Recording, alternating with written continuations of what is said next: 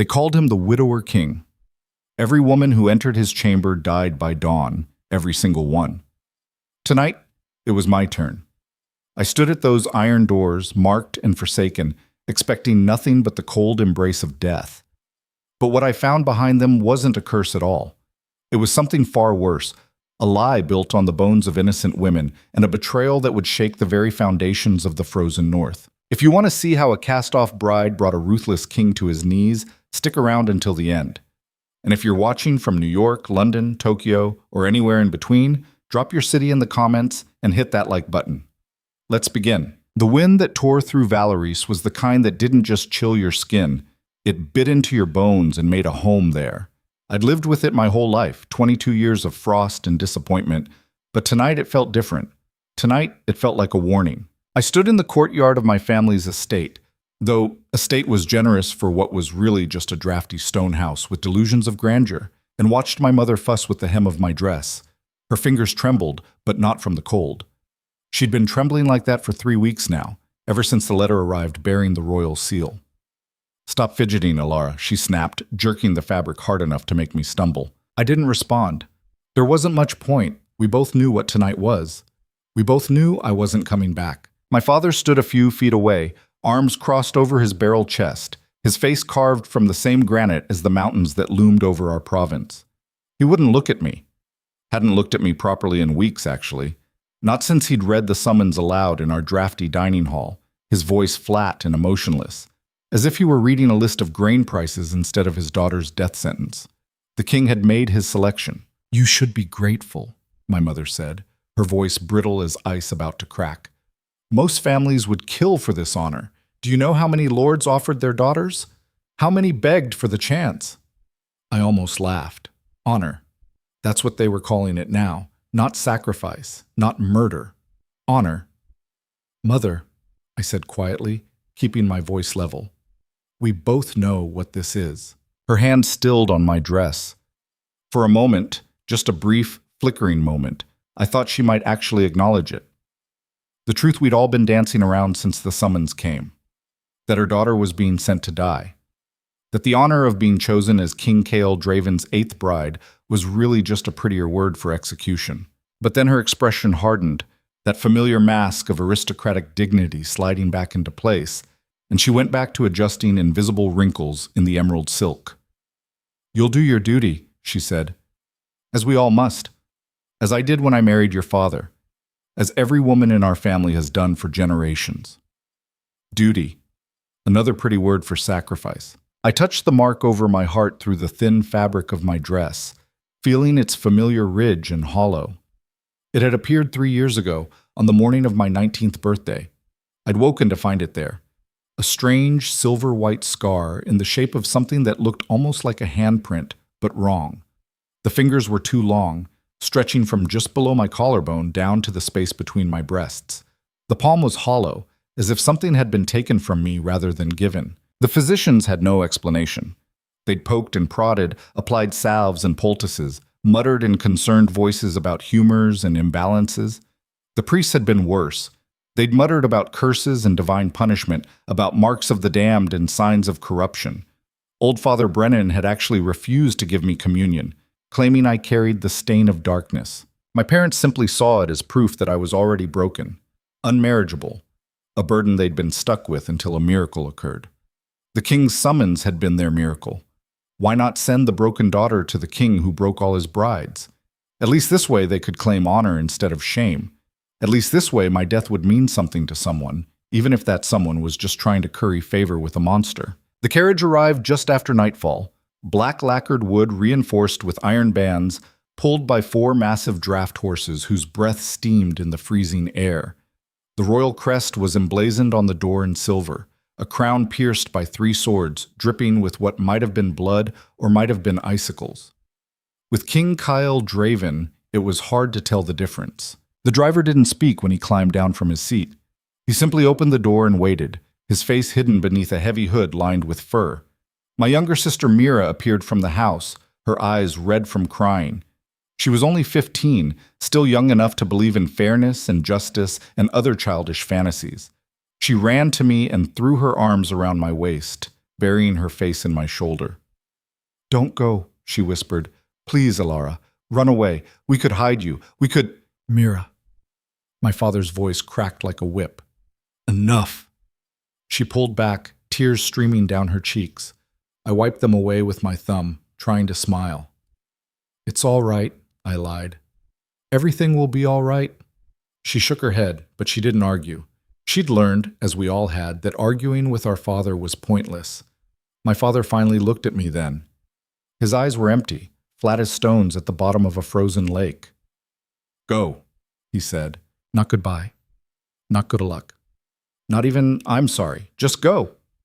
I climbed into the carriage without another word. My hands were shaking so badly I nearly missed the step. The door slammed shut behind me, cutting off the sound of Mira's sobbing, and I heard the driver climb back onto his perch. The carriage lurched forward with a creak of wood and leather, and just like that, I was no longer their problem. The interior was surprisingly warm. Small braziers hung in the corners, filling the space with a reddish glow that should have been comforting but somehow wasn't. Velvet cushions lined the seats, thick furs were piled on the floor, and the fixtures were all gold or silver. It was the kind of luxury I'd only ever glimpsed from a distance, the kind of wealth my family pretended to have but never actually possessed. It was the kind of luxury that was supposed to make you feel special, chosen. It just made me feel like livestock being fattened for slaughter. I pressed my face to the small window and watched my family's house grow smaller in the distance. My mother had already gone inside. My father stood in the courtyard, a dark silhouette against the yellow lamplight from the windows. Mira was still there, waving, but I couldn't see her clearly through the frost building on the glass. Then we rounded a bend in the road, and they were gone. The journey to the capital took 3 days and 2 nights. We stopped only to change horses, never for me. I wasn't allowed to leave the carriage. Food was passed through a small window by hands I never saw. Bread, dried meat, hard cheese, a flask of water that tasted of metal. I barely touched it. My stomach was a knot that wouldn't untangle. Sleep came in fits, broken by nightmares I couldn't quite remember upon waking. Just impressions, cold hands, colder eyes, blood on white snow, and that voice from my childhood dreams whispering, "You are the hollow one." On the second day, we passed through a small village. I heard the driver call out something, heard the sound of people gathering. Curious, I peered through the window. They were staring at the carriage, not with curiosity or excitement, with pity. An old woman made a warding sign with her gnarled fingers. A man removed his hat and bowed his head, as if I were already dead, and this were my funeral procession. Maybe it was. I pulled back from the window and wrapped myself in the furs, trying to get warm, but the cold I felt had nothing to do with the weather outside. On the third night, just as true darkness fell, I finally saw it, the Blackfrost Citadel. It rose from the mountainside like a shard of obsidian thrust up from the earth by some violent geological event. The architecture was all sharp angles and brutal verticality, towers that clawed at the sky, walls that seemed to lean inward as if the whole structure were constantly on the verge of collapse. Torches burned along the battlements, but they didn't make it look welcoming. They made it look like something you were supposed to see from a distance and have the good sense to avoid. This was where I was going to die. We passed through the outer gates, massive things made of black iron reinforced with what looked like bone, though I told myself it had to be ivory or white stone. Guards watched from above, their faces hidden behind helmets shaped like snarling wolves. They didn't call out challenges or questions. They just watched the carriage pass beneath them with the same pitying expressions I'd seen in the village. The second set of gates was even more imposing. The third was guarded by men in full-plate armor who looked like they could kill you with their bare hands and not even break a sweat. The carriage finally stopped in an inner courtyard paved with black stone that gleamed wetly in the torchlight. When the door opened, the cold hit me like a physical blow, stealing my breath. A woman stood waiting at the base of the steps, tall and rail-thin, dressed in unrelieved black with a heavy ring of silver keys hanging from her belt. Her face was severe, all sharp cheekbones and thin lips pressed into a perpetual line of disapproval. Her hair was iron gray, pulled back so tightly from her face that it looked painful. Her eyes were the color of dirty ice. "Elara Voss," she said. Not a question. a statement of fact delivered in a voice that had probably never raised itself in laughter. Yes. I am Mistress Corin, head of the royal household. I oversee all domestic matters within the citadel. You will follow me. You will speak only when spoken to. You will not wander. You will not ask questions. Is this understood? Yes. Yes, Mistress Corin, she corrected. Yes, Mistress Corin. She turned without another word and walked toward a side entrance, her keys jangling with each step. I hurried after her, my thin traveling shoes slipping on the icy stones. I nearly fell twice. She didn't slow down or look back. The interior of the citadel was just as cold as the exterior, and somehow darker despite the torches burning in iron sconces along the walls. The stone was black or very dark gray, dressed smooth but somehow still managing to look rough and hostile. Tapestries hung everywhere, massive things depicting battles and conquests, kings standing over piles of defeated enemies, wolves tearing apart stags. But instead of adding warmth or color, they just seemed to absorb the light, making the corridors feel even more oppressive. The few servants I saw moved like ghosts, quick and quiet, always with their eyes down, careful not to make noise or draw attention.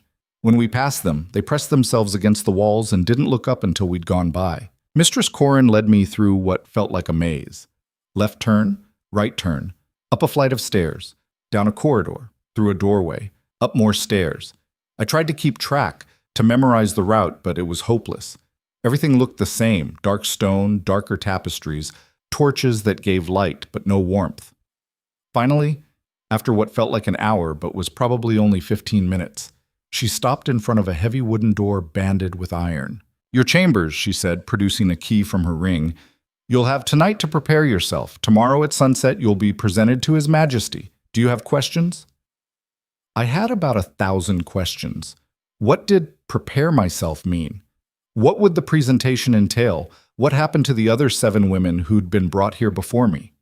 Were any of their bodies still in the citadel, or had they been sent home to their families? But I remembered her instruction, speak only when spoken to.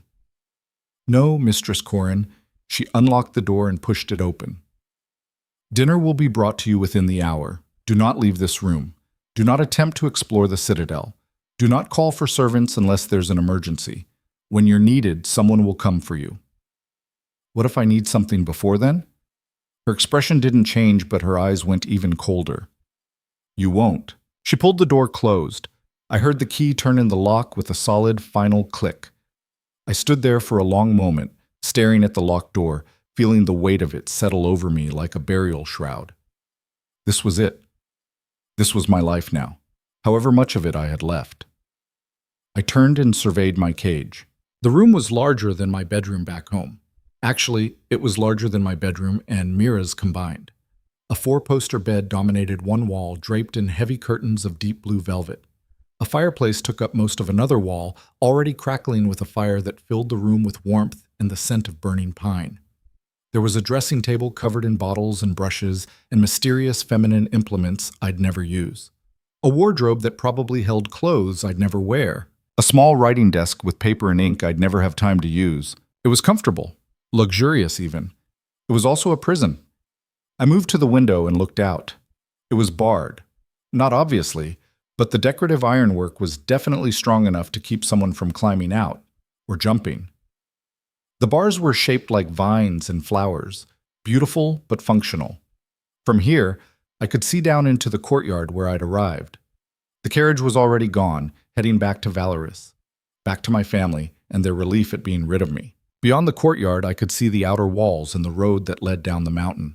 Somewhere down there, far below, were normal people living normal lives. Getting married for love, or at least for practical alliances. Having children, growing old, dying in their beds surrounded by family, simple things I'd never have. The mark over my heart pulsed, a strange flutter of warmth and cold mixed together. It did that sometimes. Usually when I was stressed or afraid or angry, I pressed my palm against it through the fabric of my dress, willing it to stop, willing it to tell me what it meant. "What are you?" I whispered to it. To myself. To the empty room that would probably be my tomb. No answer came. It never did.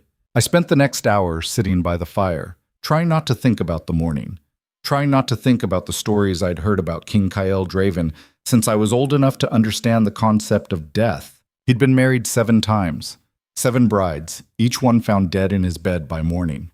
The official story was that it was a curse, some dark magic laid upon him by a witch he'd wronged in his youth, or a punishment from vengeful spirits for some ancient crime his family had committed, or a dozen other explanations depending on who you asked and how drunk they were when you asked them. The result was always the same: dead women and a king who grew colder and more remote with each loss. Some said he was a monster who killed them himself in fits of rage or madness. Some said he was tragic, a victim of forces beyond his control who mourned each bride sincerely. Most just said to stay the hell away from him and thank their gods they hadn't been born female nobility. But when the king called, you answered, especially if you were a minor noble family desperate to curry favor, or in my parents' case, desperate to offload a damaged daughter no one else would take. A knock at the door made me jump. I stood, smoothing my dress automatically, then felt stupid. Who was I trying to impress? Enter, I called, then felt even stupider. The door was locked. They had the keys. It opened anyway. A young woman entered carrying a tray, maybe 18 or 19, with dark hair and frightened eyes. She set the tray on the small table near the fire without looking at me, bobbed a curtsy, and scurried out again before I could say thank you. The door locked behind her. I looked at the food. Roasted chicken with herbs, fresh bread still warm from the oven, cheese, fruit, a small carafe of wine. It smelled delicious. My stomach, which had been knotted for days, suddenly reminded me I'd barely eaten. I forced myself to sit down and eat. If I was going to die tomorrow, I'd rather not do it on an empty stomach. The food was excellent, better than anything I'd had at home, where we stretched everything to make it last and pretended we were doing it for ascetic reasons rather than because we were one bad harvest away from genuine poverty. I ate mechanically, tasting nothing. The wine helped a little, warming my chest and dulling the sharp edges of my fear. When I was done, I pushed the tray away and went to the wardrobe. Inside, I found dresses in various styles and colors, all of them clearly expensive, all of them in approximately my size. Someone had taken measurements, probably from the local dressmaker in Valorous. My mother had insisted I go for one final fitting 2 weeks ago. I'd thought it was for a new day dress. It had been for my funeral clothes. I slammed the wardrobe shut and went to the bed, fully intending to sleep in my traveling dress. But the bed was so soft, and the room was so warm after 3 days in the cold carriage, and exhaustion was pulling at me like a physical weight. I removed my shoes and outer dress, leaving on my shift, and climbed under the covers. The sheets were silk, the blankets were wool and fur. I should have felt pampered. I felt like a sacrifice being prepared for the altar. Sleep came faster than I expected, dragging me down into darkness. And with sleep came the dream. I was standing in a room made entirely of ice. The walls, the floor, the ceiling, all frozen, all reflecting my image back at me 1,000 times over. And in each reflection, I was dying. Throat slit, poisoned, strangled, drowned, burned, frozen, stabbed, 1,000 different deaths, all waiting for me, all somehow inevitable. A voice echoed through the ice, coming from everywhere and nowhere. You are the hollow one. You cannot be filled. You cannot be kept. You cannot die as they did. I tried to turn to find the source of the voice, but the ice held me frozen. What does that mean? I shouted. What am I? The voice laughed, a sound like breaking glass. You'll see. When he tries to kill what isn't there. I woke gasping, the mark on my chest burning hot enough to make me cry out. I pressed my hand to it and felt it pulsing rapidly, almost frantically, as if something inside it were trying to escape. Pale morning light filtered through the barred window. My last morning, probably. I got out of bed on shaking legs and went to the wash basin in the corner. The water was cold. Of course it was cold. Everything in this cursed citadel was cold. But I splashed it on my face anyway, needing the shock to ground me in reality. When I looked up into the small mirror above the basin, I barely recognized myself. My dark hair was a tangled mess from sleep and the dream. My eyes were too wide, pupils dilated with fear. My skin was pale enough to see the blue veins beneath. And the mark showed clearly through my thin shift, that strange silver-white impression of a hand that didn't quite fit human proportions. I traced it with my finger, following the 2 long digits down to the hollow palm. In the morning light, I could see faint symbols or patterns within it that I'd never noticed before. Or maybe they just appeared. With this thing, who knew? "What are you trying to tell me?" I whispered. A sharp knock at the door made me jump back from the mirror. "Enter," I called, my voice rough. The lock clicked and the door swung open. Mistress Corin stood there, her expression as severe as ever, flanked by two young women carrying armfuls of fabric that shimmered in the firelight. "It's time to prepare," she said. The next few hours were a blur of activity that I endured in numb silence. The two young women, who introduced themselves as Senna and Liette, but barely spoke otherwise, led me to a bathing room I hadn't noticed the night before, accessed through a side door I'd assumed was a closet. The bath was already drawn, steaming in a large copper tub. They stripped me efficiently, their touches clinical and impersonal, and helped me into the water. It was almost too hot, but I welcomed the burn.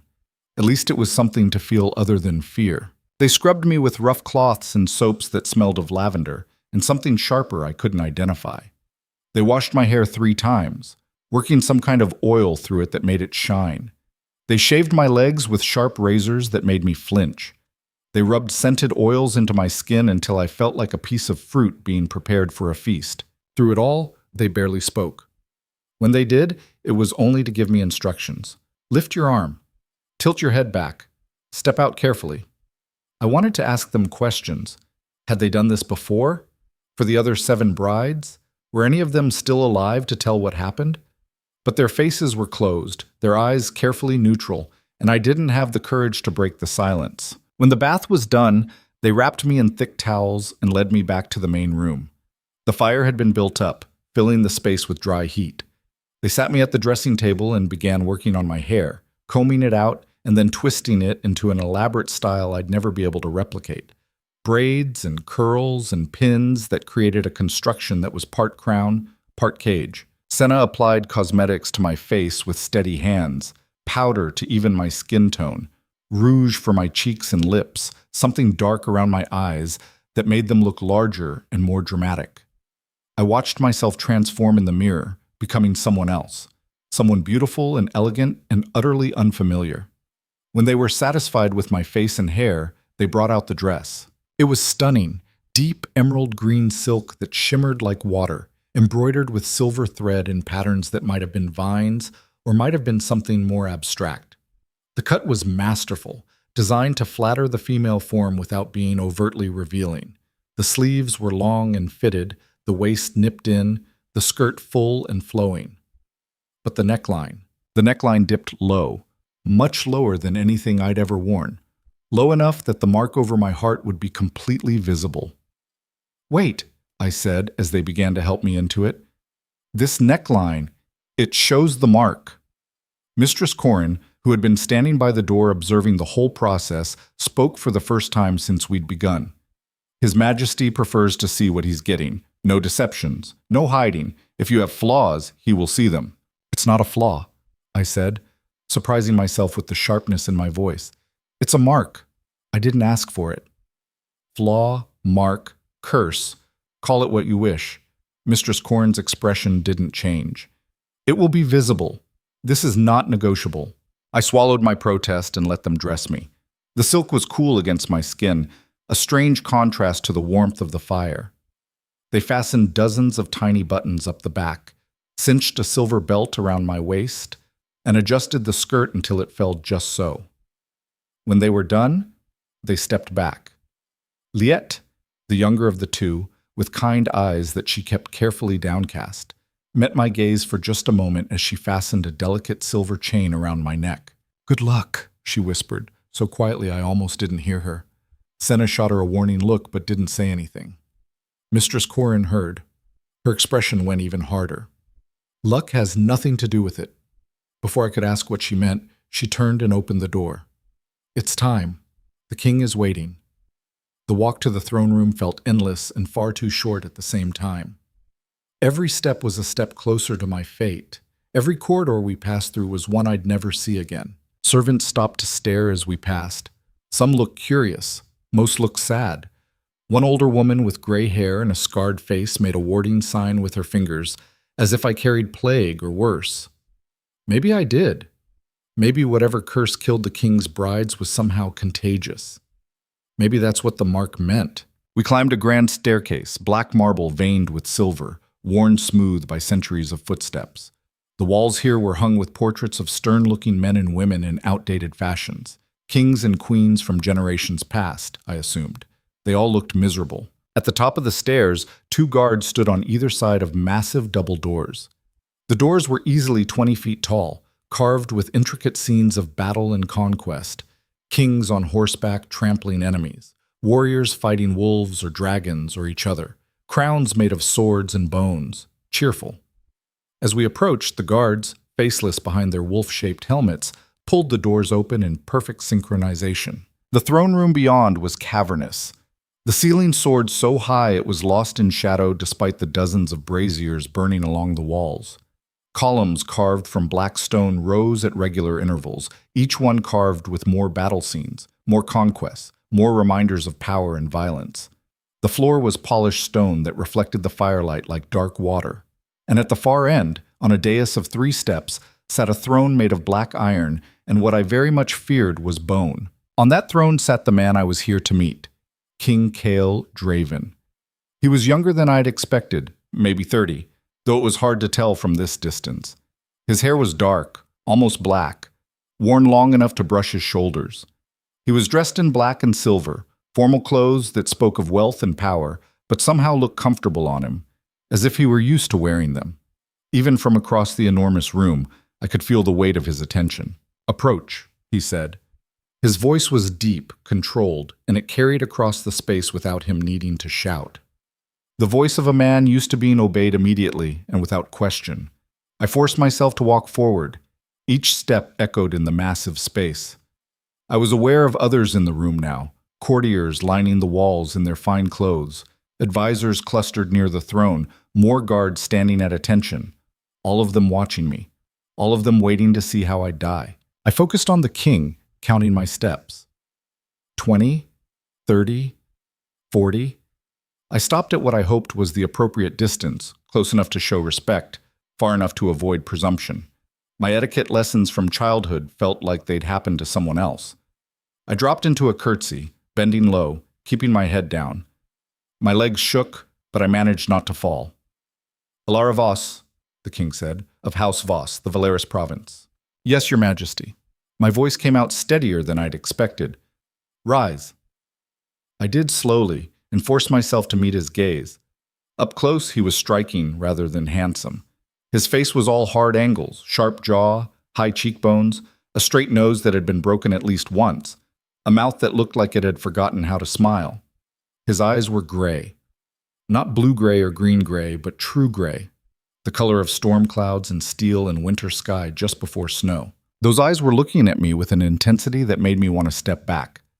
But I held my ground.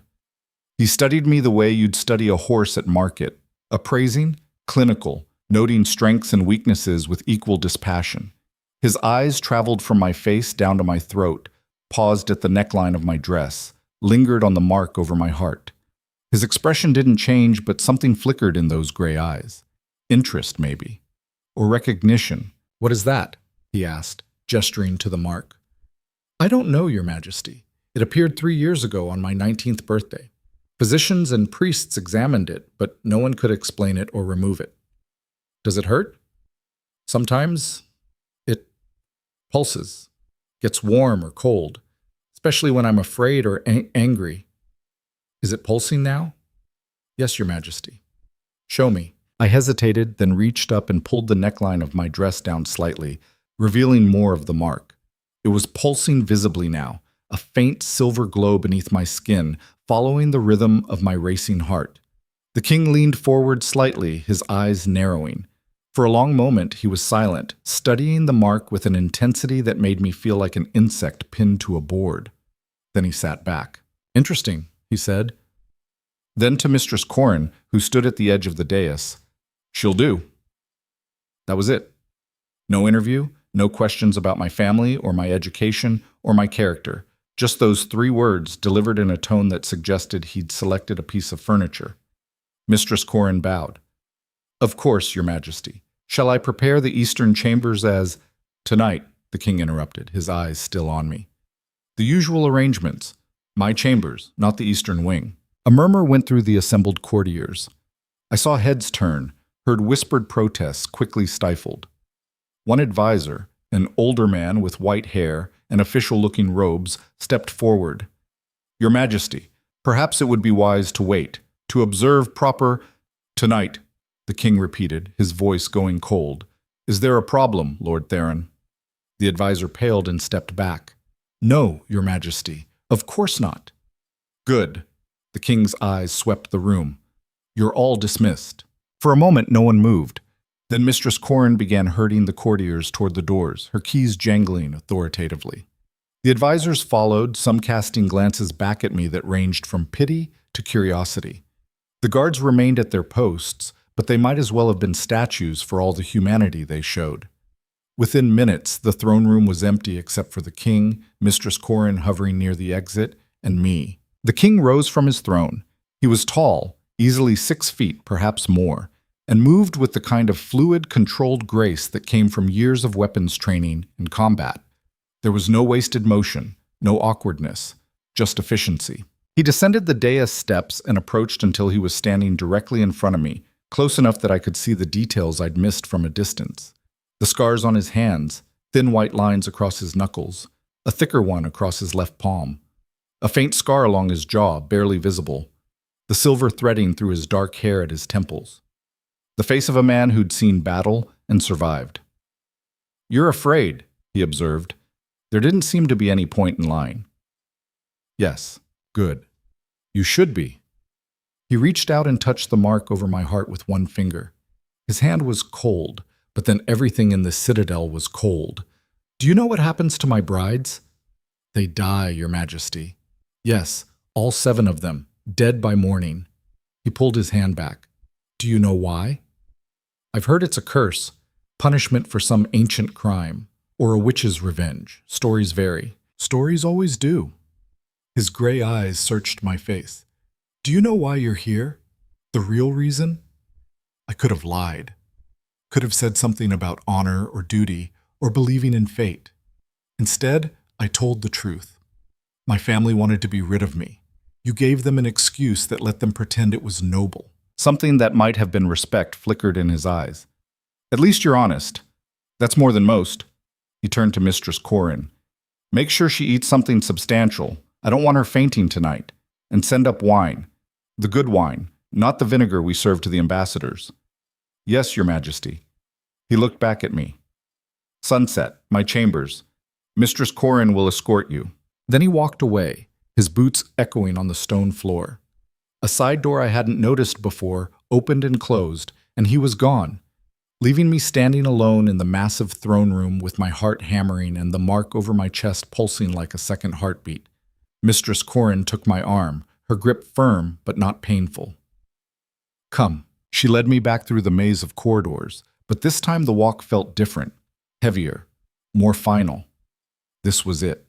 In a few hours, I'd be taken to the king's chambers, and by morning, I'd be the 8th bride to die there. What happens now? I asked, breaking the silence. Now you eat, you rest, you prepare yourself. Mistress Corrin's voice was neutral, giving nothing away. And then, at sunset, you'll be taken to His Majesty's chambers. You'll spend the night there. She paused. Or what's left of it. How do they die? The other brides? She didn't answer immediately. We walked in silence for several more corridors. Then, just as we reached the door to my chambers, she spoke. Differently. Each one differently. The First Lady Elara, they found with her throat slit, though no weapon was ever found and the king had no blood on him. The second, Lady Margot, appeared to have been strangled, but there were no finger marks. The third drowned in her own blood from no visible wound. The 4th, 5th, 6th, she shook her head. Each one stranger than the last. The 7th, poor Lady Seraphine, they found frozen solid, though the room was warm and the fire was still burning. She unlocked my door and pushed it open. The king always wakes alone. No memory of what happened, no explanation, just another dead bride and another mystery. Then why does he keep trying? The question burst out of me before I could stop it. Mistress Corin looked at me with something that might have been pity. Because kings must have heirs, and curses can be broken. Or so they believe. She gestured into the room. Rest. Eat when the food comes. I'll return at sunset. She closed the door. The lock clicked. I stood there staring at nothing, trying to process everything I'd just learned. 7 women. 7 different deaths. And I was supposed to be the 8th. The mark over my heart pulsed, and I pressed my hand to it. What are you? I whispered again. Why do I have you? What are you trying to tell me? This time I felt something, not words exactly, but an impression, a feeling, a whisper that wasn't quite sound. You are not like them. You cannot die as they did. I jerked my hand back, my heart racing. Had I imagined that? Was I so afraid that I was creating voices in my head? But the mark continued to pulse, warm now instead of cold, and I couldn't shake the feeling that someone had just spoken to me. Food arrived an hour later. Roasted venison with blackberry sauce, fresh bread, winter vegetables glazed with honey, and a carafe of wine so dark it looked like blood in the firelight. I forced myself to eat, mechanically chewing and swallowing while my mind raced through impossible scenarios. Maybe I could barricade the door. Maybe I could find a weapon. Maybe I could...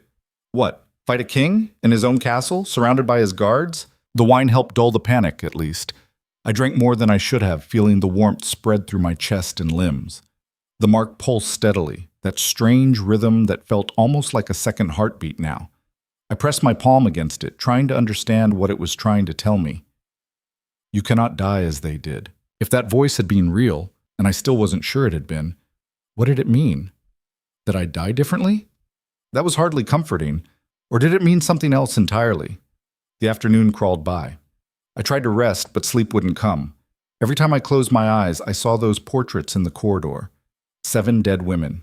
7 failed brides. 7 mysteries that no one had solved. I got up and paced the room, counting steps. 43 from the bed to the window. 28 from the door to the fireplace. Numbers to keep my mind occupied. To keep the fear at bay. The light outside began to change, shifting from the pale gray of afternoon to the deeper gray of approaching evening. My last sunset. Probably. The lock clicked. I spun around as the door opened. Mistress Corin entered, followed by Senna and Liette carrying more fabric. My stomach dropped. Time to prepare, Mistress Corin said. This preparation was different, quieter, more solemn. They stripped me again, but this time they were gentler about it, as if I were made of glass that might shatter. They rubbed more scented oils into my skin, something that smelled of night-blooming flowers and winter spices. They brushed my hair until it shone, leaving it loose this time, cascading down my back in dark waves. The nightgown they brought was beautiful and terrifying at once. White silk so fine it was almost transparent, with silver embroidery along the edges that caught the firelight. Over it went a robe of heavy white fur that must have cost more than everything my family owned. His Majesty prefers white, Mistress Corin said when she saw me staring at my reflection. For the contrast. Contrast with what? The blood? I bit back the question. Senna fastened a silver chain around my throat. Delicate, beautiful, feeling uncomfortably like a collar. Liette brushed more powder on my face, making me even paler, making my eyes look even larger. When they were done, I looked like a ghost. Or a sacrifice. Same thing, really. It's time, Mistress Corin said. The walk to the king's chambers was mercifully short, just 2 corridors over from my room, behind a door of dark wood reinforced with iron bands. Guards stood on either side, their wolf helmets hiding any expression. They didn't look at me as we approached. Mistress Corin knocked once, firmly. Enter. The king's voice came from within. She opened the door and stepped aside, gesturing for me to go in. I hesitated, my feet suddenly refusing to move. Go, Mistress Corin said, not unkindly. It will be easier if you don't resist. Easier for whom? I forced myself to step across the threshold. The door closed behind me with a soft click that sounded impossibly final. The king's chambers were massive, easily 3 times the size of the room they'd given me. A fire roared in a fireplace large enough to stand in, filling the space with flickering light and dry heat. The bed dominated one wall, enormous, draped in dark furs and heavy blankets. Weapons hung everywhere, swords, axes, daggers, all within easy reach. A reminder of who I was dealing with, what he was capable of. King Kael stood by the window, looking out over the darkening landscape. He'd changed from his formal clothes into something simpler, dark trousers, a loose white shirt unlaced at the throat. His feet were bare. He looked less like a king and more like a man. Somehow, that made it worse, made it more real. He turned when he heard the door close. Those gray eyes swept over me, taking in the white nightgown, the fur robe, the loose hair. His expression didn't change. "Wine?" he offered, gesturing to a table where a crystal decanter and 2 glasses waited. "No, thank you." My voice came out steadier than I felt. "Suit yourself." He poured himself a glass, whiskey, not wine. I could smell it from here, and took a long drink. "You can sit if you'd like, or stand, whatever makes you comfortable." "Nothing about this makes me comfortable, Your Majesty." He almost smiled at that. Almost. "Fair enough. And you can drop the Your Majesty in here. We're past formalities." "What should I call you then?" "Kael. My name is Kael." He studied me over the rim of his glass. "You're not going to beg? Would it help?" "No." "Then what's the point?" He set the glass down with a soft click. The others begged, every single one. Some screamed, some tried to bargain. One tried to seduce me, thinking if I wanted her alive she'd be safe. His voice was flat, emotionless. Some tried to run. The guards always brought them back. "What happened to them, really?" The question burst out before I could stop it. Kael was silent for a long moment, his eyes distant. "I don't know. I wake up and they're dead. Different each time. No wounds I inflicted, no memory of violence. Just death." He looked back at me. "The priests say it's a curse. The physicians say it's a disease of some kind. My advisors think I'm mad and killing them in my sleep. Take your pick. What do you think?" "I think something wants them dead. Something that lives in this castle, or in me, or somewhere in between." He gestured to the bed. "And now it's your turn to find out." My heart hammered. The mark over my chest pulsed hot, then cold, then hot again. I wrapped my arms around myself, trying to stop shaking. "Why do you keep doing this?" I asked. "If you know they die, why keep choosing brides?" "Because I'm a king. Kings need heirs. Kingdoms need continuity." His voice was bitter. "And because my council won't stop pushing for it. Every few months, they present me with another list of candidates. Minor nobility desperate for status. Fathers eager to curry favor. And I choose one, and she dies, and we start over." "That's insane. That's monarchy." He crossed to the bed and sat on the edge, looking tired for the first time since I'd met him. "Take off the robe." My hand shook as I unfastened the clasp. The heavy fur slipped from my shoulders and pooled at my feet, leaving me in just the thin nightgown that hid almost nothing. Kael gestured for me to approach. I forced my feet to move, one step at a time, until I was standing in front of him. He reached out and traced the mark over my heart with one finger, following the 2 long digits down to the hollow palm. His touch was cold but not rough. Clinical, curious. "This is extraordinary," he murmured. "I've never seen anything like it." "It's ugly." "No." His eyes met mine, and for the first time I saw something other than coldness in them. Interest. Genuine curiosity. "It's a seal, a binding mark." "What does that mean?" "It means someone, or something, put this on you deliberately. It's not a curse or a disease. It's a lock." His finger traced the hollow palm. "And something's missing. The key, probably." "What's it locking?" "That," he said, pulling his hand back, "is a very good question." He stood abruptly and moved to the window, putting distance between us. I stood there awkwardly, unsure what to do. "Get in the bed," he said without turning around. This was it. This was how I died. I climbed onto the massive bed, the furs soft beneath me, the mattress impossibly comfortable. My heart hammered so hard I could hear it in my ears. The mark pulsed in time with my heartbeat, faster and faster. Kael extinguished the lamps one by one, leaving only the firelight. Then he joined me on the bed, staying on top of the furs, keeping a careful distance between us. "What happens now?" I whispered. "Now we wait." "For what?" For you to die? Or not? He turned onto his side, facing away from me. Get some sleep if you can. Morning will come either way. I lay there in the darkness, every muscle tense, waiting for pain or cold or whatever killed the others. But nothing came. Just the sound of Kael's breathing gradually evening out as he fell asleep, and the crackle of the fire, and my own racing heart.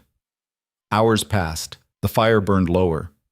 I expected death with every breath, but it didn't come. Instead, something else happened. Kael's breathing changed, not the deep, steady rhythm of sleep anymore, faster, shallower. I turned my head slightly and saw his back tense, saw his shoulders shift. Then he sat up. I froze, not daring to breathe. Kael swung his legs over the side of the bed and stood. He moved like a sleepwalker, fluid but not quite natural, as if something else were controlling his limbs. He crossed to the door, opened it silently, and slipped out into the corridor. I waited, heart pounding. Was this it? Was this how it happened? He left and something else came? But nothing entered the room. The fire crackled. Shadows danced on the walls, that was all. Minutes passed. 10, 20, 30. Kael didn't return. I sat up slowly, my mind racing. Where had he gone? What was he doing? And why? After 7 dead brides, was I still breathing? The rational thing to do was stay in the bed. Wait for morning. Hope that whatever killed the others had somehow missed me. But I'd never been particularly rational. And that voice from the mark, "You cannot die as they did," echoed in my head. I slipped out of bed and grabbed the fur robe from where I'd dropped it, wrapping it around myself. The floor was cold beneath my bare feet. I moved to the door and opened it a crack, peering out into the corridor. Empty. No guards, no servants, just flickering torchlight and long shadows. I stepped out, my heart hammering. This was stupid. This was dangerous. This was probably going to get me killed, but I needed to know. I moved down the corridor in the direction Kael had gone, trying to remember the layout from earlier. The castle was a maze, but I followed my instincts, turning left, then right, then down a narrow staircase I almost missed. The air grew colder as I descended. The torches were spaced farther apart here, leaving pools of darkness between them. My breath fogged in the air. I heard voices ahead, low, murmuring. I pressed myself against the wall and crept forward until I could see around the corner. Kael stood in a small alcove, talking to someone I couldn't quite see. A woman, from the sound of the voice. Soft, melodic, nothing like Mistress Corin's harsh tones. "Too dangerous," the woman was saying. "She has the mark. Do you know what that means?" "I know." Kael's voice was different here, warmer, almost gentle. "But she's the 8th. The pattern has to break eventually. Or it gets worse, the seal could—" "The seal is holding," I checked. A pause. "How are you feeling?" "Weak. It's getting harder." The woman's voice trembled. "How much longer?" "Soon, I promise. Just a little longer." There was movement in the alcove, shadows shifting. I couldn't see clearly, but it looked like an embrace. Kael holding someone, comforting them. My chest tightened. Not from the mark this time, from something else. Something that felt uncomfortably like betrayal, though I had no right to feel betrayed by a man I'd met only hours ago. "You should go back," the woman said. "Before she wakes." "She won't. They never do." This one might be different. Kael pulled back. I still couldn't see the woman's face, but I saw him cup her cheek with one hand. "Get some rest. I'll come back tomorrow night. Be careful.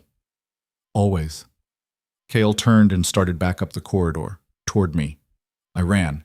My bare feet slapped against the stone as I raced back the way I'd come, not caring about noise anymore, just needing to get back to his chambers before he found me out of bed, before he knew I'd seen. I made it back with seconds to spare, throwing myself onto the bed and pulling the furs over me just as I heard footsteps in the corridor outside.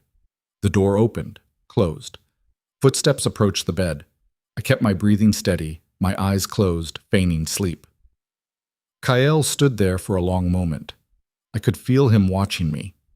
Then the bed shifted as he climbed back on, settling into the same position as before. Within minutes, his breathing evened out again. Asleep. Or pretending to be. I lay there in the darkness, my mind racing. There was another woman, hidden somewhere in this castle. A woman Kael was protecting while his brides died one after another. The curse was real. I'd seen proof enough of that in Mistress Corin's haunted eyes when she'd described the deaths. But Kael was doing something, meeting this woman, checking something called a seal. And he'd said the pattern has to break eventually, as if the deaths were part of some larger design, as if he were waiting for something specific to happen. The mark over my chest pulsed steadily, almost like a warning. You are not like them. You cannot die as they did. Maybe not. But that didn't mean I was safe. I waited until I was certain Kael was truly asleep, then carefully slipped out of bed again. This time I moved to his desk, a massive thing of dark wood covered in papers and maps and correspondence sealed with wax. I shouldn't look. I knew I shouldn't, but I needed to understand what was happening. The papers on top were mundane, reports from various provinces, grain tallies, military dispatches. But underneath, tucked into a leather folder, I found something else, a journal. Old, leather-bound, the pages yellowed with age. I opened it carefully, tilting it toward the firelight to read. The handwriting was elegant but hurried, as if whoever wrote it had been racing against time. The 7th binding is complete. The girl, Elara of House Thorn, accepted the mark at midnight. She didn't understand what it meant, of course. None of them do. But her death will feed the seal for another moon. The queen grows stronger with each sacrifice. Soon she'll be strong enough to break free entirely. My blood ran cold. I flipped forward, scanning entries. Margot was harder. She fought. The mark resisted. But in the end, death claimed her as it must claim them all. 4 more. Just 4 more, and the seal will shatter. Further still, Seraphine froze beautifully, like crystal, like art. 3 remain. The queen whispers to me now, even during the day.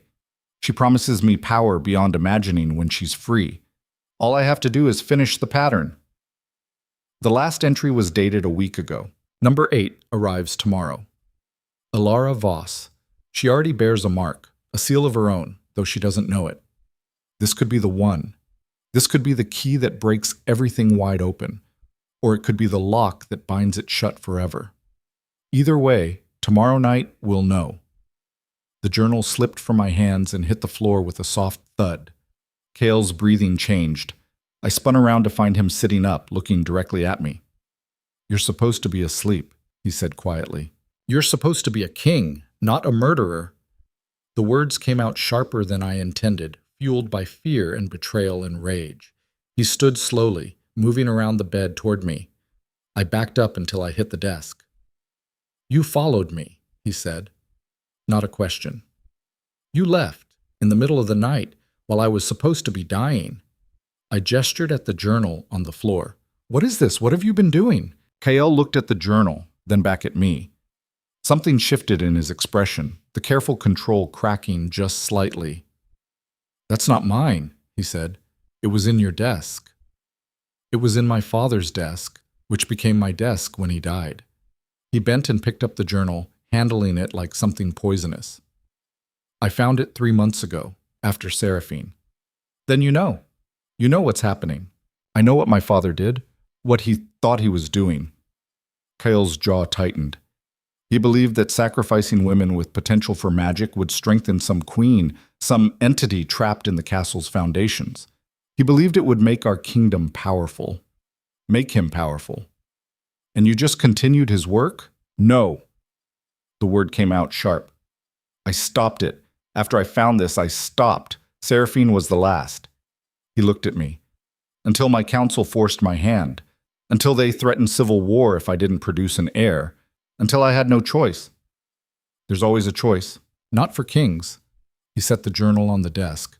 "But you're right. I could have refused, could have abdicated, could have let the kingdom tear itself apart." His voice was bitter. "Instead, I chose you, because of this." He touched the mark over my heart through the thin nightgown. "This seal. It's different from anything I've seen. It's not a binding. It's a ward, protection. Protection from what? From whatever kills my brides, from the entity my father was feeding." He pulled his hand back. "I gambled that the mark would keep you safe, that you'd survive where they didn't. And the woman, the one you were with tonight?" His expression shuddered. That's none of your concern. You're keeping her alive while others die. That makes it my concern. She's dying anyway. The entity, the thing in the foundations, it's not satisfied with the pattern being broken. It's taking its payment from her instead. His voice cracked slightly. Every day she gets weaker, and there's nothing I can do to stop it. Who is she? Kyle turned away, moving to the window. My sister, Arya. She has the gift, real magic, not the potential my father looked for. When the entity couldn't feed on more brides, it turned on her. It's draining her life force, drop by drop. The pieces were starting to fit together, but the picture they made was horrifying. So you chose me because you thought my mark would protect me. And if I survived, maybe it would prove the pattern could be broken. Maybe it would save your sister. Yes. But if it doesn't work, I die, and she dies anyway. Yes. I should have been angry, should have screamed or attacked him, or done something violent, but all I felt was a strange, cold clarity. I'm not dead yet, I said. Kyle turned back to face me. No, you're not. Which means the mark is working, which means... I touched my chest, feeling the steady pulse. Which means maybe there's another way. What do you mean? Your father was feeding this entity, building its power. You stopped feeding it, so it's taking power from your sister instead. I moved closer to him. But what if we could drain it? What if we could use this mark, this ward, to pull power out instead of locking it in? That's not how seals work. How do you know? Have you tried?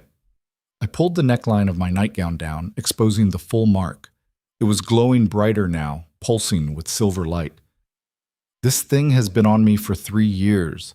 I felt it react to fear, to anger, to danger. It's not just passive. It does something. Kale stared at the mark, and I saw something flicker in his eyes. Hope, maybe. Or desperation. If you're wrong, he said slowly, it could kill you. Could kill both of you. And if I'm right, we save your sister and break whatever curse your father started. I met his eyes. I didn't ask to be here. Didn't ask to be the 8th bride in a line of sacrifices. But I'm here. I'm alive. And I'm not going to waste that by hiding in your bed and hoping the monster doesn't notice me. For a long moment, Kale just looked at me. Then slowly, he nodded. All right, we'll try. He moved to the door. But not tonight. We need preparation, research, and we need to be certain. How long does your sister have? His hand tightened on the door handle. Days, maybe a week. Then we don't have time to be certain. We have time to be brave. I grabbed the fur robe and wrapped it around myself. Take me to her, now.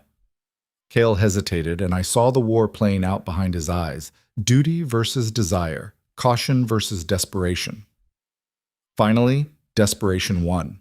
Follow me, he said, and don't make a sound. We slipped out into the corridor together, the Hunter King and his marked bride, heading down into the darkness to find a dying girl and gamble everything on a mark I didn't understand and a power I'd never tried to use. The mark pulsed hot against my chest, and for the first time since it had appeared, I didn't try to quiet it. I let it burn. The stairs spiraled down into darkness so complete that even the torches seemed to give up halfway through their duty. Kale moved ahead of me with the practiced silence of someone who'd made this journey many times, his bare feet making no sound on the stone. I followed as quietly as I could, the fur robe clutched tight around me, my own feet already numb from the cold. We descended for what felt like an eternity. The air grew heavier with each step, thick with moisture and something else, something that tasted of metal and decay. The mark over my heart pulsed faster, hot enough now that I could feel sweat beating between my breasts despite the frigid air. How far down? I whispered. Deep enough that the guards don't patrol. Deep enough that the servants won't go even if you pay them. Kale's voice was barely audible. The foundations of this castle are old, older than my family's reign, older than any records we have. What's down here? Originally, storage, dungeons, the usual. He paused at a landing, checking the corridor ahead before continuing. But my father found something else. A chamber that doesn't appear on any map. A room that shouldn't exist. We turned down a narrow passageway that forced us to move single file. The walls here were different, Not the dressed stone of the castle proper, but rough-hewn rock that looked almost natural, as if someone had simply carved a tunnel through the mountain itself. The mark burned hotter. I pressed my hand against it, feeling the pulse quicken to match my racing heart. "We're close," Kael said, though I hadn't asked. The passageway opened into a small antechamber lit by a single oil lamp hanging from an iron hook. A heavy door stood at the far end, bound with iron and etched with symbols I didn't recognize. They seemed to writhe in the lamplight, never quite staying still long enough to make sense. Kael produced a key from somewhere, his pocket maybe, though I hadn't seen pockets in what he was wearing. He fitted it into the lock and turned. The mechanism clicked with a sound like breaking bones. "Whatever you see in there," he said, not looking at me, "don't scream, don't run. The entity feeds on fear. Strong emotion makes it stronger." "What entity exactly?" "We don't know. My father's journal calls it the Hollow Queen, some kind of spirit or demon that was bound here centuries ago. The castle was built on top of it, either to contain it or to hide it, maybe both." He pushed the door open. He thought he could control it, thought he could use it to make our kingdom powerful. Instead, he just made it hungry.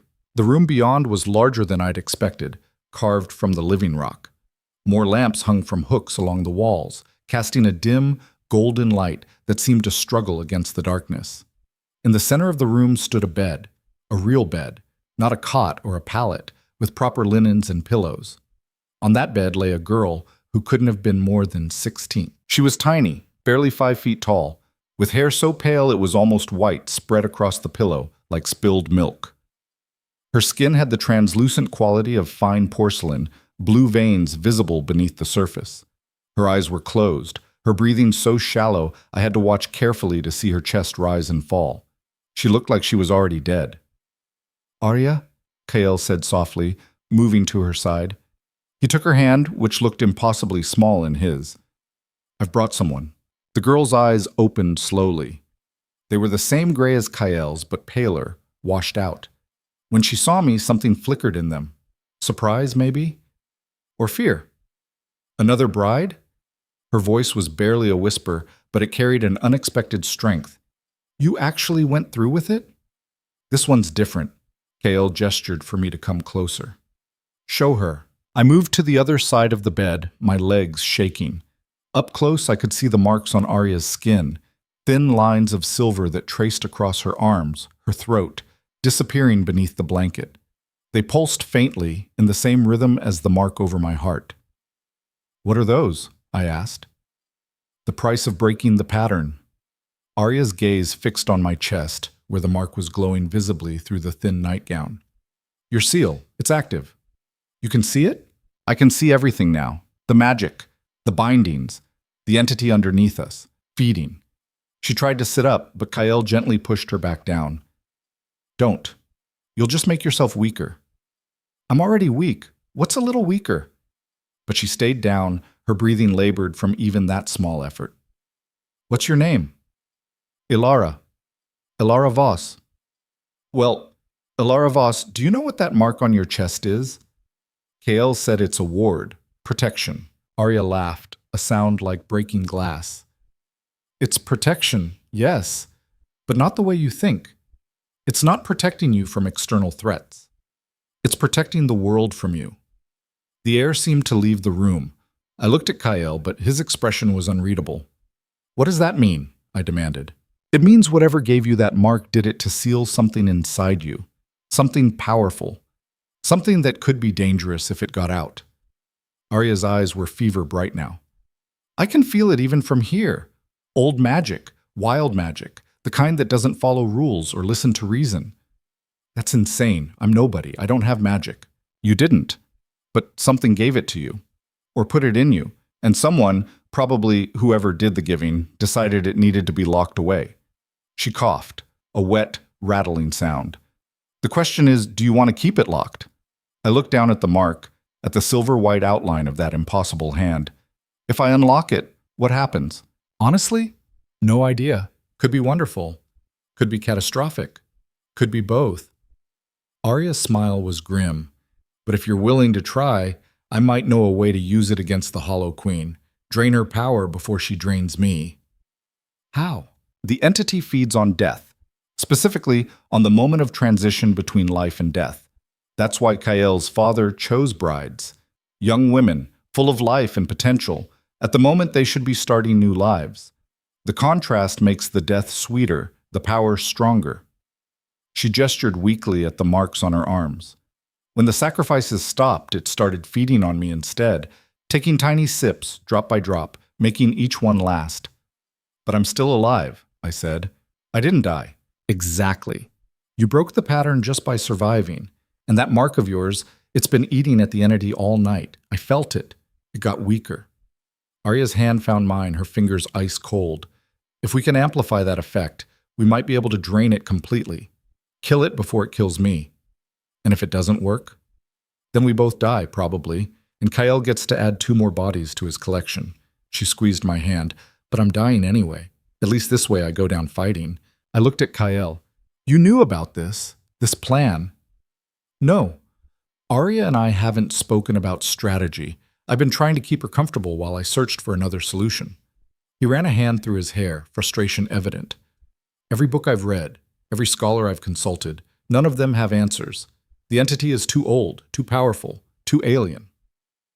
But not invulnerable, Arya said. Nothing's invulnerable. Everything has a weakness. And you think my weakness is its weakness? I think your seal is the plug in a very large dam. And if we pull the plug the right way, we don't just release what's inside you. We drain everything around you too. She coughed again, harder this time. Blood flecked her lips. But we need to do it right. At the right place. At the right time. Where? Arya's eyes drifted to the far end of the room where shadows pooled so thickly they seemed solid. There. That's where it lives, where it's been bound for centuries. I followed her gaze and felt my stomach drop. What I'd taken for shadows was actually an opening in the wall, a doorway maybe, or a tunnel. The darkness beyond it was absolute, thick enough to have weight and substance. And from that darkness came a sound like breathing, slow, rhythmic, patient. That's the entity? I whispered. That's where it's strongest, where the binding is thinnest. Arya struggled to sit up again, and this time Kael helped her, propping pillows behind her back. If we're going to do this, we do it there, in its domain, where the power flows strongest. That's suicide, Kael said flatly. Living like this is suicide, just slower. Arya looked at me. What do you say, Elara Voss? Want to die on your feet or in a bed? The mark pulsed so hot I gasped. It wasn't pain exactly, more like recognition, like something inside me was waking up and stretching after a long sleep. How do we break the seal? I asked. Arya's smile was sharp. The same way it was made, with intent, power, and blood. Before I could ask what that meant, the lamp nearest the dark doorway flickered and went out. Then another. Then another. The temperature in the room plummeted. My breath fogged the air. Frost began forming on the walls, spreading like veins. It knows we're here, Arya whispered. It knows we're planning something. The breathing sound from the darkness grew louder, closer. And then a voice, if you could call it that, echoed through the room. It was like hearing someone speak underwater or through layers of stone. Wrong, distorted, ancient. Another bride, another gift, another meal. I stumbled back, my heart hammering. Kael moved in front of both of us, putting himself between the darkness and his sister. You can't have her, he said, his voice steady despite the fear I could see in his eyes. The pattern is broken. There are no more brides. There is always another bride, always another death, always another feeding. The voice seemed to come from everywhere at once. This one smells different, sealed, locked, but locks can be broken, seals can be torn. The darkness began to move, flowing out of the doorway like liquid shadow. It pooled on the floor, spreading toward us with horrible inevitability. Run! Arya shouted. But I didn't run. The mark on my chest was burning now, hot enough that I could smell singed fabric from my nightgown. And with the heat came something else, a rushing sensation, like water breaking through a dam, like something that had been compressed for years suddenly finding room to expand. I stepped forward, past Kael, toward the approaching darkness. Elara, don't! I pulled the nightgown's neckline down, fully exposing the mark. The silver-white lines were glowing so brightly now they cast their own light, pushing back the shadows. "You want to feed?" I said, my voice stronger than I felt. "Then come and try." The darkness paused. The breathing sound changed, becoming something like a laugh. "Brave little bride, marked little bride.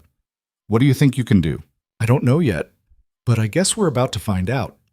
I pressed my hand to the mark and thought about all the fear I'd felt over the past 3 years. Fear of rejection, fear of death, fear of being nothing, meaning nothing, mattering to no one. I thought about my parents' relief at being rid of me, about the pity in the servants' eyes, about sleeping in Kael's bed waiting to die.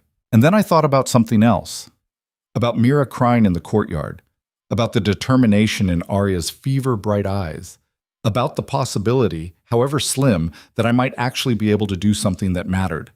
The seal pulsed once, twice, and then it cracked. Not broke, cracked. Like ice beginning to thaw, like earth splitting before an earthquake. And through that crack came power.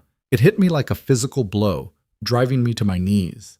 My vision went white, then black, then filled with colors I didn't have names for. I could see everything suddenly, not just with my eyes, but with something else. I could see the silver lines of magic threading through Arya's dying body. I could see the darkness for what it really was. A presence so old and vast it made my mind hurt to look at it directly. I could see the bindings holding it in place, ancient spells woven into the very stone of the castle, and I could see how fragile those bindings had become. "Interesting," the entity said, and now its voice was clearer, almost comprehensible. "You carry the gift, wild, untamed, unsealed." "Stay back," Kael warned, but he was talking to shadows. The darkness flowed around him like water around a stone, reaching for me. I should have been terrified. Part of me was. But another part, the part that had just woken up after 3 years of sleep, was curious. I reached out and touched the darkness. It was cold, so cold it burned. And inside that cold was hunger. Endless, bottomless hunger that had been gnawing at itself for centuries, feeding on scraps and table leavings while dreaming of a feast. And inside that hunger was something else, something that almost felt like loneliness. "You've been alone," I said, not sure where the words were coming from. "Trapped down here for so long you've forgotten what it's like to exist without walls." The darkness recoiled slightly. "The marked one speaks truth. Alone. Always alone. Until the feeders came. Until the deaths began. The deaths didn't help, though, did they? They just made you more hungry, more desperate." "Hungry, yes. Desperate, yes." The voice was changing, becoming almost plaintive. "Need to feed, need to grow, need to break free." Behind me, I heard Arya gasp. "Elara, what are you doing?" I didn't answer because I didn't fully know. The power flowing through the crack in my seal was showing me things, teaching me things I had no business knowing. The entity wasn't evil exactly, it was just hungry. And hunger, left unchecked long enough, became indistinguishable from malice. But hunger could be satisfied. "I'll make you a deal," I said, my voice steady despite my shaking hands. "I'll feed you, right now, as much as you need." "Elara, no!" Kael grabbed my arm, but I shook him off. "Not death," I continued. "Something else, something better." The darkness surged closer, interested. "What does the marked one offer? Life? Growth? Change?" I pressed both hands to my chest, to the cracked seal that was still leaking power. "I have magic inside me. Wild magic. Untamed magic. The kind that grows and spreads and creates. Take it. Take as much as you need, just leave her alone." I gestured to Arya. "Leave all of them alone. A trade. Life for death. Growth for decay." The entity seemed to consider. "But the seal, it holds power locked. Cannot feed on what is caged. Then help me break it, completely, and take what you need." "Elara, that's insane," Kael said. "You don't know what's inside that seal. It could be dangerous. It could kill you." "It could," I agreed. "But staying sealed definitely kills your sister, and probably kills me too, eventually." I looked at Arya, at her translucent skin and labored breathing. "This is the only play we have." Arya met my eyes. Slowly she nodded. The darkness swirled, agitated. "To break the seal requires intent, power, and blood. The marked one has intent. The marked one has power sealed within, but blood I can provide. I looked around, spotted a sharp piece of stone that had fallen from the wall. Before anyone could stop me, I grabbed it and sliced across my palm. Blood welled up, dark red against my pale skin. The mark on my chest flared bright enough to light the entire room. The crack widened, spreading like lightning across the silver-white lines. Blood given freely, intent declared clearly, power waiting eagerly. The entity's voice rose. The seal breaks. The gift awakens. The marked one becomes unmarked. The seal shattered. I screamed as power exploded outward from my chest, wild and raw, and utterly beyond my control. It wasn't like anything I'd imagined. Not a gentle flow or a steady stream, but a torrent, a flood, a breaking dam that swept everything before it. The room filled with silver light so bright I couldn't see. I felt the entity surge forward, felt it wrap around me like hungry arms, felt it begin to feed on the power pouring out of me. And it was ecstasy. Not pleasure, exactly, but completion. Like I'd been carrying something too heavy for too long and finally got to set it down. The entity drank deep. I felt it growing, expanding, changing. The hunger began to fade, replaced by something else. Satisfaction, contentment, peace. Enough, I gasped. That's enough. Never enough. Always hungry. Always. The entity's voice changed mid-sentence, becoming clearer, more coherent. No. Wait. Full. Actually full. For the first time in how long? The silver light began to fade. I could see again, though everything looked strange, overlaid with patterns of magic I'd never noticed before.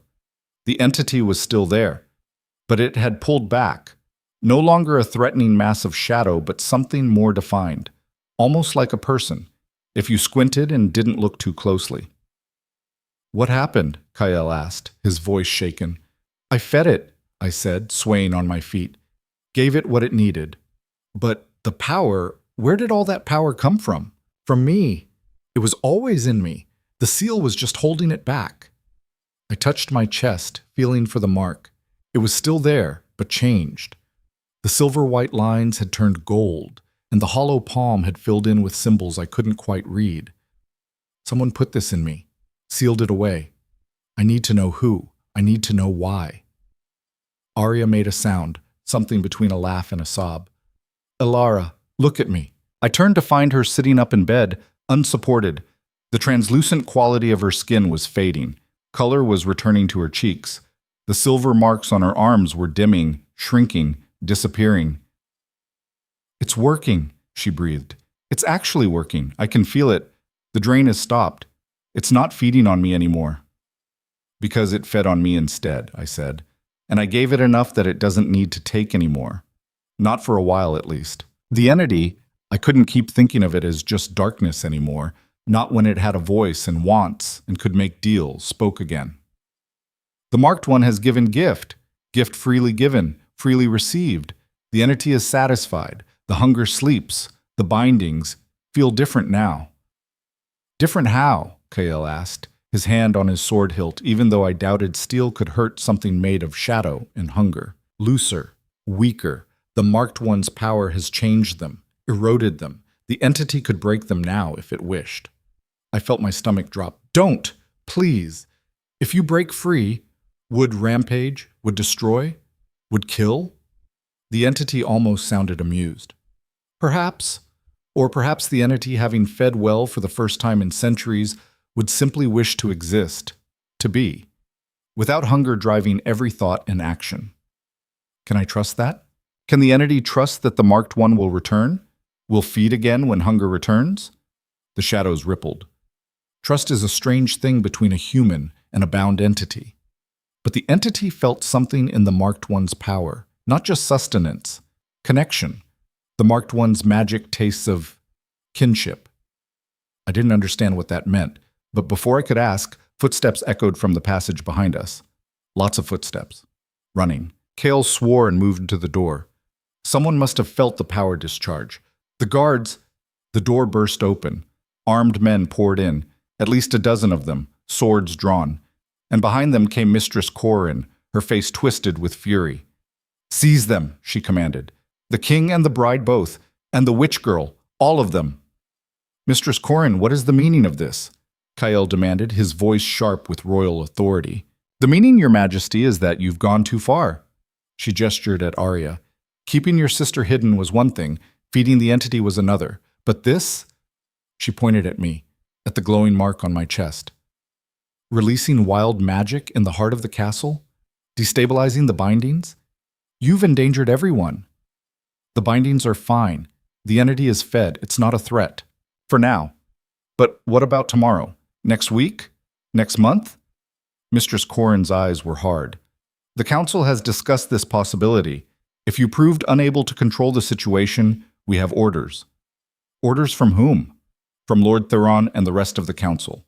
You're relieved of command, Your Majesty, until such time as you can prove you're fit to rule. She nodded to the guards. Take them. The guards hesitated, clearly uncomfortable with the idea of seizing their king. But they were well trained, and when Kael didn't immediately resist, they moved forward. Don't touch my sister, Kael warned. She's weak. She needs rest. She's a witch who's been bleeding the kingdom's power for months. She needs a cell. Mistress Corin's voice was ice. And you, girl, she looked at me. You're the biggest threat of all. That mark, that power. We can't have wild magic running loose in the castle. I'm not running loose. I'm standing right here. For now. But what happens when you lose control? When that power decides it wants out again? She shook her head. No, you'll all be contained until the council decides what to do with you. I felt the entity stir in the darkness behind me, felt its attention focus on Mistress Corin and the guards.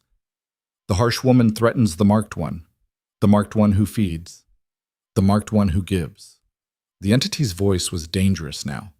The entity does not permit this. Stay back, I said quickly. Don't hurt them. That's not the solution. But they threaten. Let them. I'll go with them. All of us will, peacefully. I looked at Kael, hoping he'd understand. Right? He studied me for a long moment, then slowly nodded. Right. We'll go peacefully. But this isn't over, Mistress Corin. The council doesn't have the authority to remove a ruling king. The council has the authority to protect the kingdom. That's all we're doing. She gestured sharply. Move. Before I change my mind about doing this nicely. The guards surrounded us. They took Kael's arm, gently, at least showing him that much respect. They helped Arya stand, though she was clearly much stronger now than she'd been minutes ago. And they put hands on my shoulders, steering me toward the door. As we left, I looked back at the darkness. The entity was still there, watching, waiting. The marked one will return, it said, though I don't think anyone else heard. The marked one must return. Hunger always returns. I didn't answer, couldn't answer, but I felt the truth of those words settle in my chest where the seal used to be whole. We were led through the passages, up the endless stairs, back into the main castle. Dawn was breaking outside, pale light filtering through the windows. My first dawn as Kael's bride. The first dawn no bride had lived to see. I should have felt victorious. Instead, I felt the weight of chains closing around me. Different chains than the ones I'd escaped, but chains nonetheless. They separated us at the top of the stairs. Kael was taken one direction, toward what I assumed were secure chambers.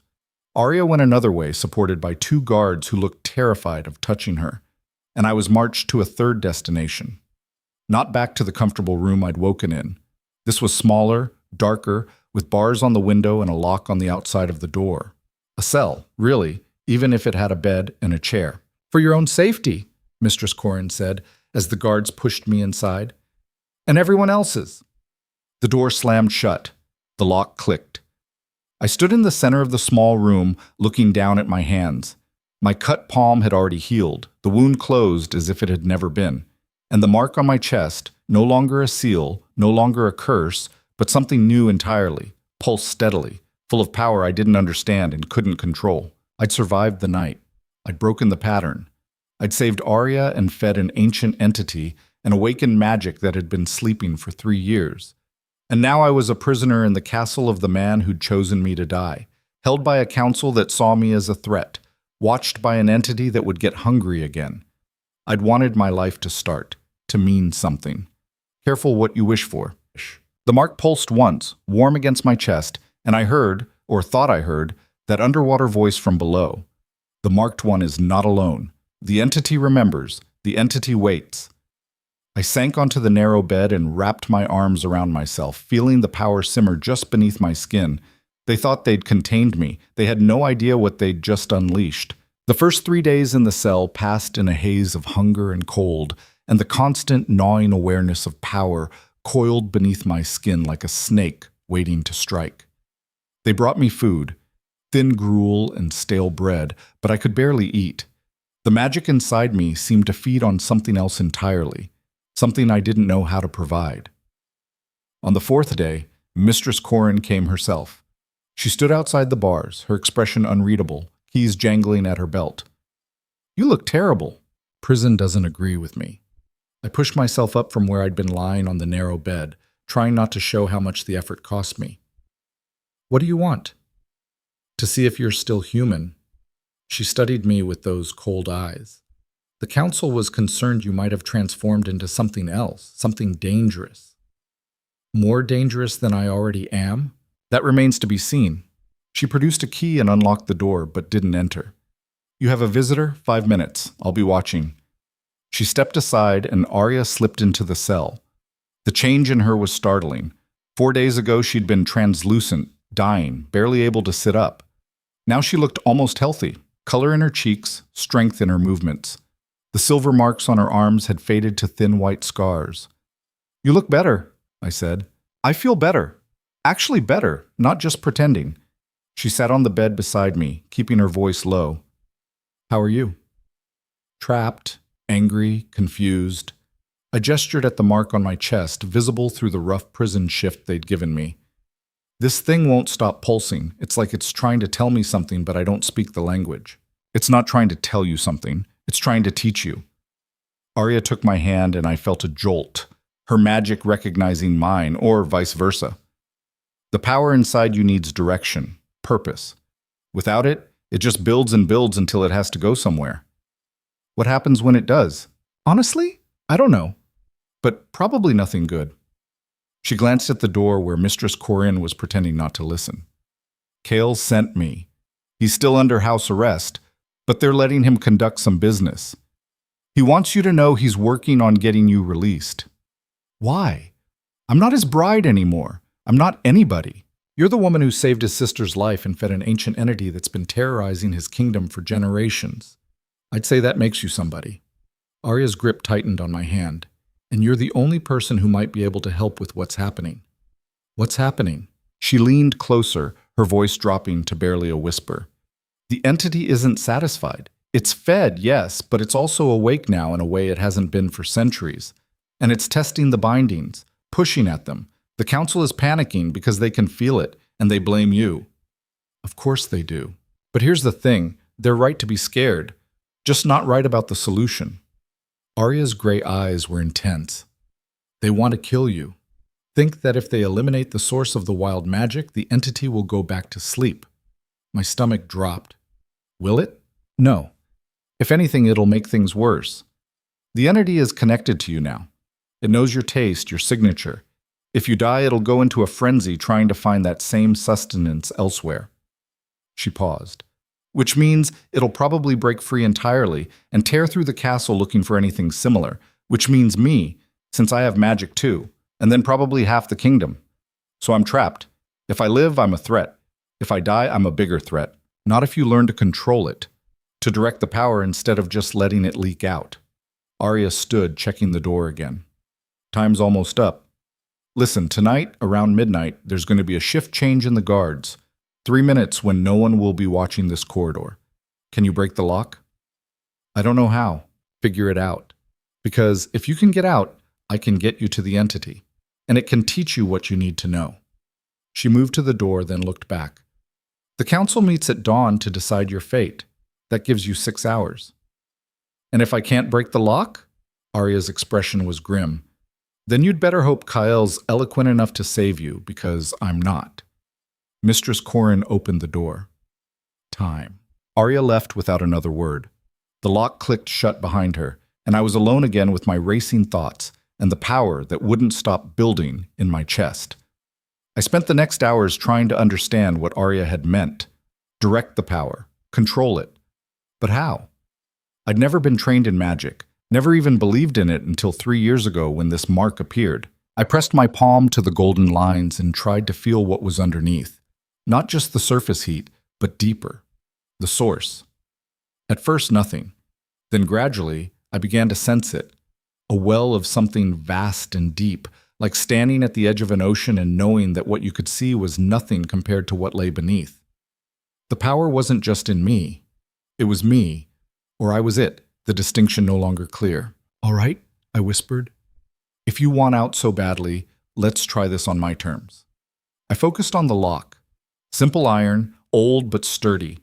I pictured the mechanism inside, the pins and tumblers that had to align for it to open. The mark pulsed hot. Power stirred in my chest, rising like a breath I'd been holding too long. I exhaled and the power flowed out. Not a flood this time, but a thread, thin and controlled.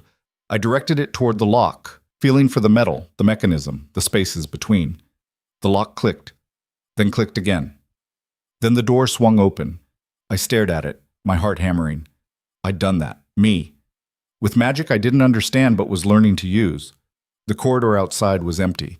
I could hear guards talking somewhere distant, but none nearby. I slipped out of the cell, closing the door behind me to buy time before someone noticed I was gone. The stone was freezing under my bare feet, and the prison shift did nothing to protect against the cold, but I barely noticed. The power running through me was warm enough to compensate. I moved through the corridors, trying to remember the path we'd taken 4 nights ago. Down, always down. Following the pull I could feel now, the entity calling to me like recognizing like. I made it to the main staircase without being seen, but there I ran into trouble. 2 guards stood at the landing, blocking the way down. "Halt," one of them said, reaching for his sword. "That's the wild mage. Sound the—" I didn't let him finish. The power surged out instinctively, protectively, and both guards crumpled to the floor asleep. I stared at them, horrified. I didn't mean to. I don't know how. But they were breathing, just sleeping. The magic had done what I needed without me having to consciously direct it. Maybe that was the trick. Stop trying to control every detail and just let it understand what I wanted. I stepped over the sleeping guards and hurried down the stairs. The air grew colder with each step, damper, heavier. I passed the level where Kyle had first led me, went deeper still, following corridors I didn't remember but somehow knew. The entity was pulling me in, or I was pulling myself toward it. Same difference, maybe. I found the antechamber with its single lamp still burning. The door with its writhing symbols stood open, as if it had been waiting. "Come," the entity's voice echoed from within. "The marked one returns. The entity is pleased." I stepped through. The room looked different than it had 4 nights ago. Arya's bed was gone. The lamps burned brighter, and the darkness at the far end had receded, revealing the doorway it had been hiding. Not a doorway exactly, more like a tear in reality, a wound in the world that showed something else beyond. "You came," Arya said, stepping out from behind one of the stone columns. She was dressed for traveling, heavy cloak and boots. "I wasn't sure you'd make it. Your timing was perfect. How did you know when the guards would change?" "Because I suggested the new rotation schedule to the captain 3 days ago. Told him it would be more efficient." She smiled grimly. "Turns out having magic makes you very persuasive, especially when you're the king's sister and everyone's terrified of you." "Where's Kyle?" "Arguing with the council, buying us time."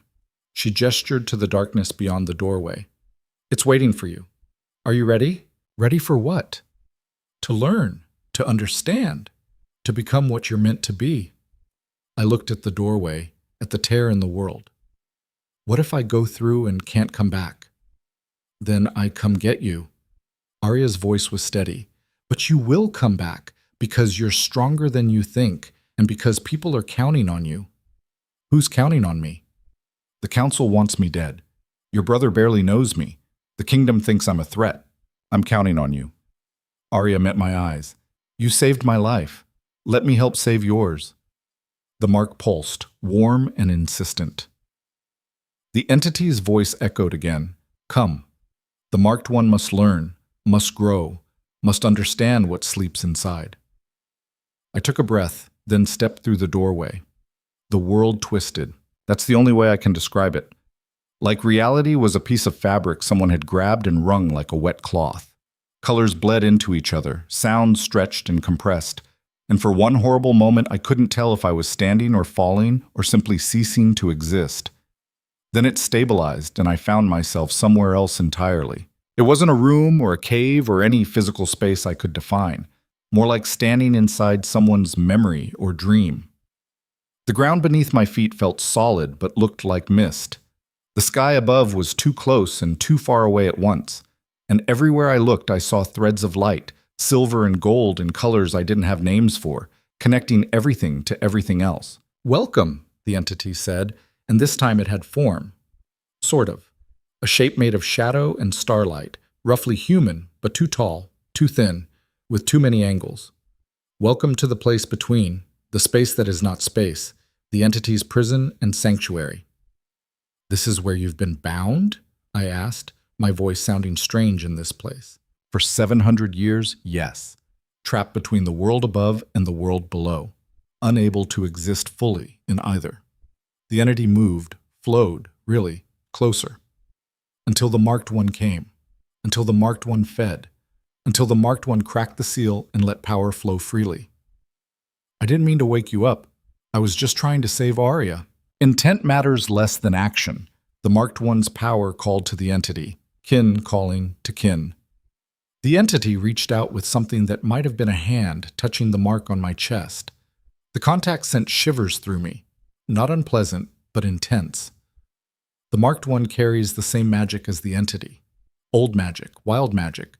The magic that existed before humans tried to cage it with rules and bindings.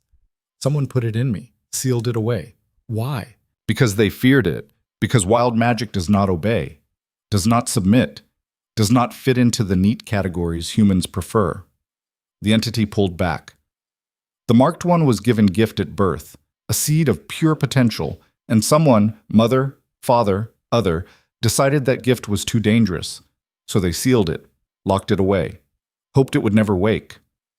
But it did wake, because the Marked One came to a place where wild magic already existed, where the entity's presence called to the sleeping seed, where power recognized power.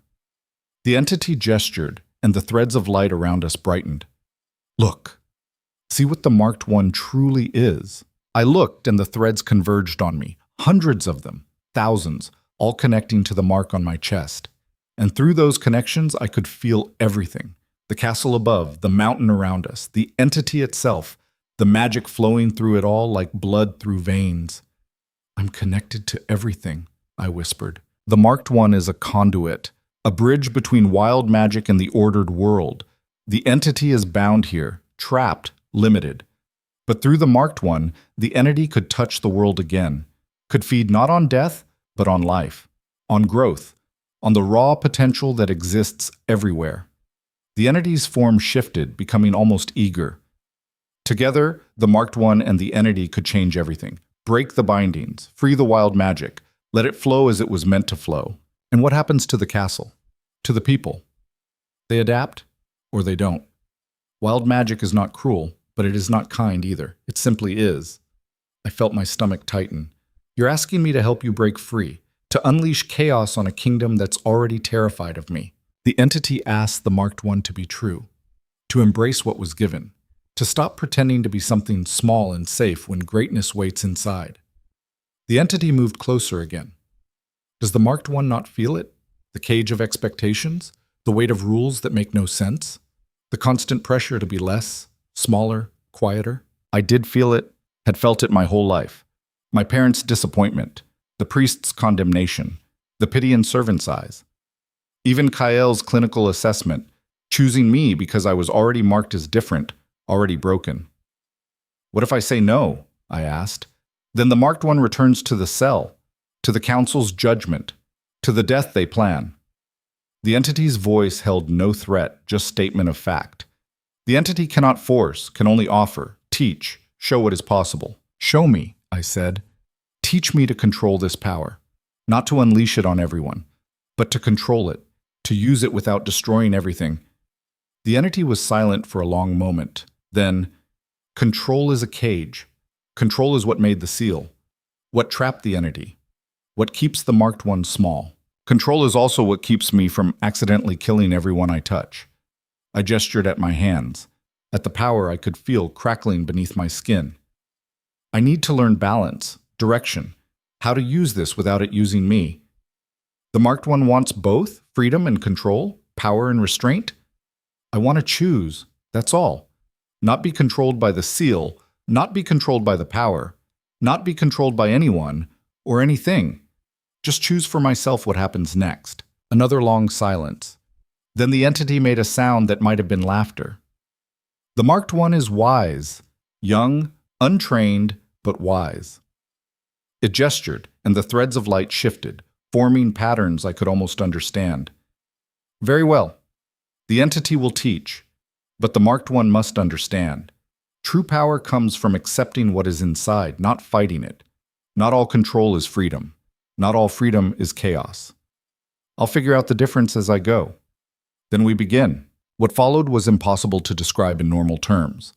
The entity didn't teach the way a person would, with words and demonstrations and step-by-step instructions. Instead, it showed me. Let me feel through it, experience through it, understand through direct connection what magic was and how it moved. I learned that magic wasn't something separate from the world, but woven into it. Every living thing had its thread in the pattern. Every action created ripples. And wild magic, the kind I carried, was simply magic that hadn't been channeled into specific forms yet. It was potential waiting for intent. I learned to feel the threads, to pull on them gently instead of yanking, to ask instead of demand, to work with the flow instead of against it. I learned that the mark wasn't a cage anymore, but a focus, a lens through which raw power could be shaped and directed without consuming me entirely. And I learned that the entity wasn't evil. It was just old and hungry and very, very tired of being alone. Time didn't work normally in this space. What felt like hours might have been minutes or days. But eventually, the entity pulled back, releasing the direct connection. Enough for now, it said. The Marked One learns quickly, but the Marked One must also return. The above world calls. I could feel it now. Arya's magic searching for me, worried, and something else. Voices shouting, running feet. What's happening? I asked. The council has discovered the Marked One's absence. They come with iron and fear and determination to end the threat. The entity's form flickered. Go. Show them what the Marked One has learned. Show them that control and power are not enemies.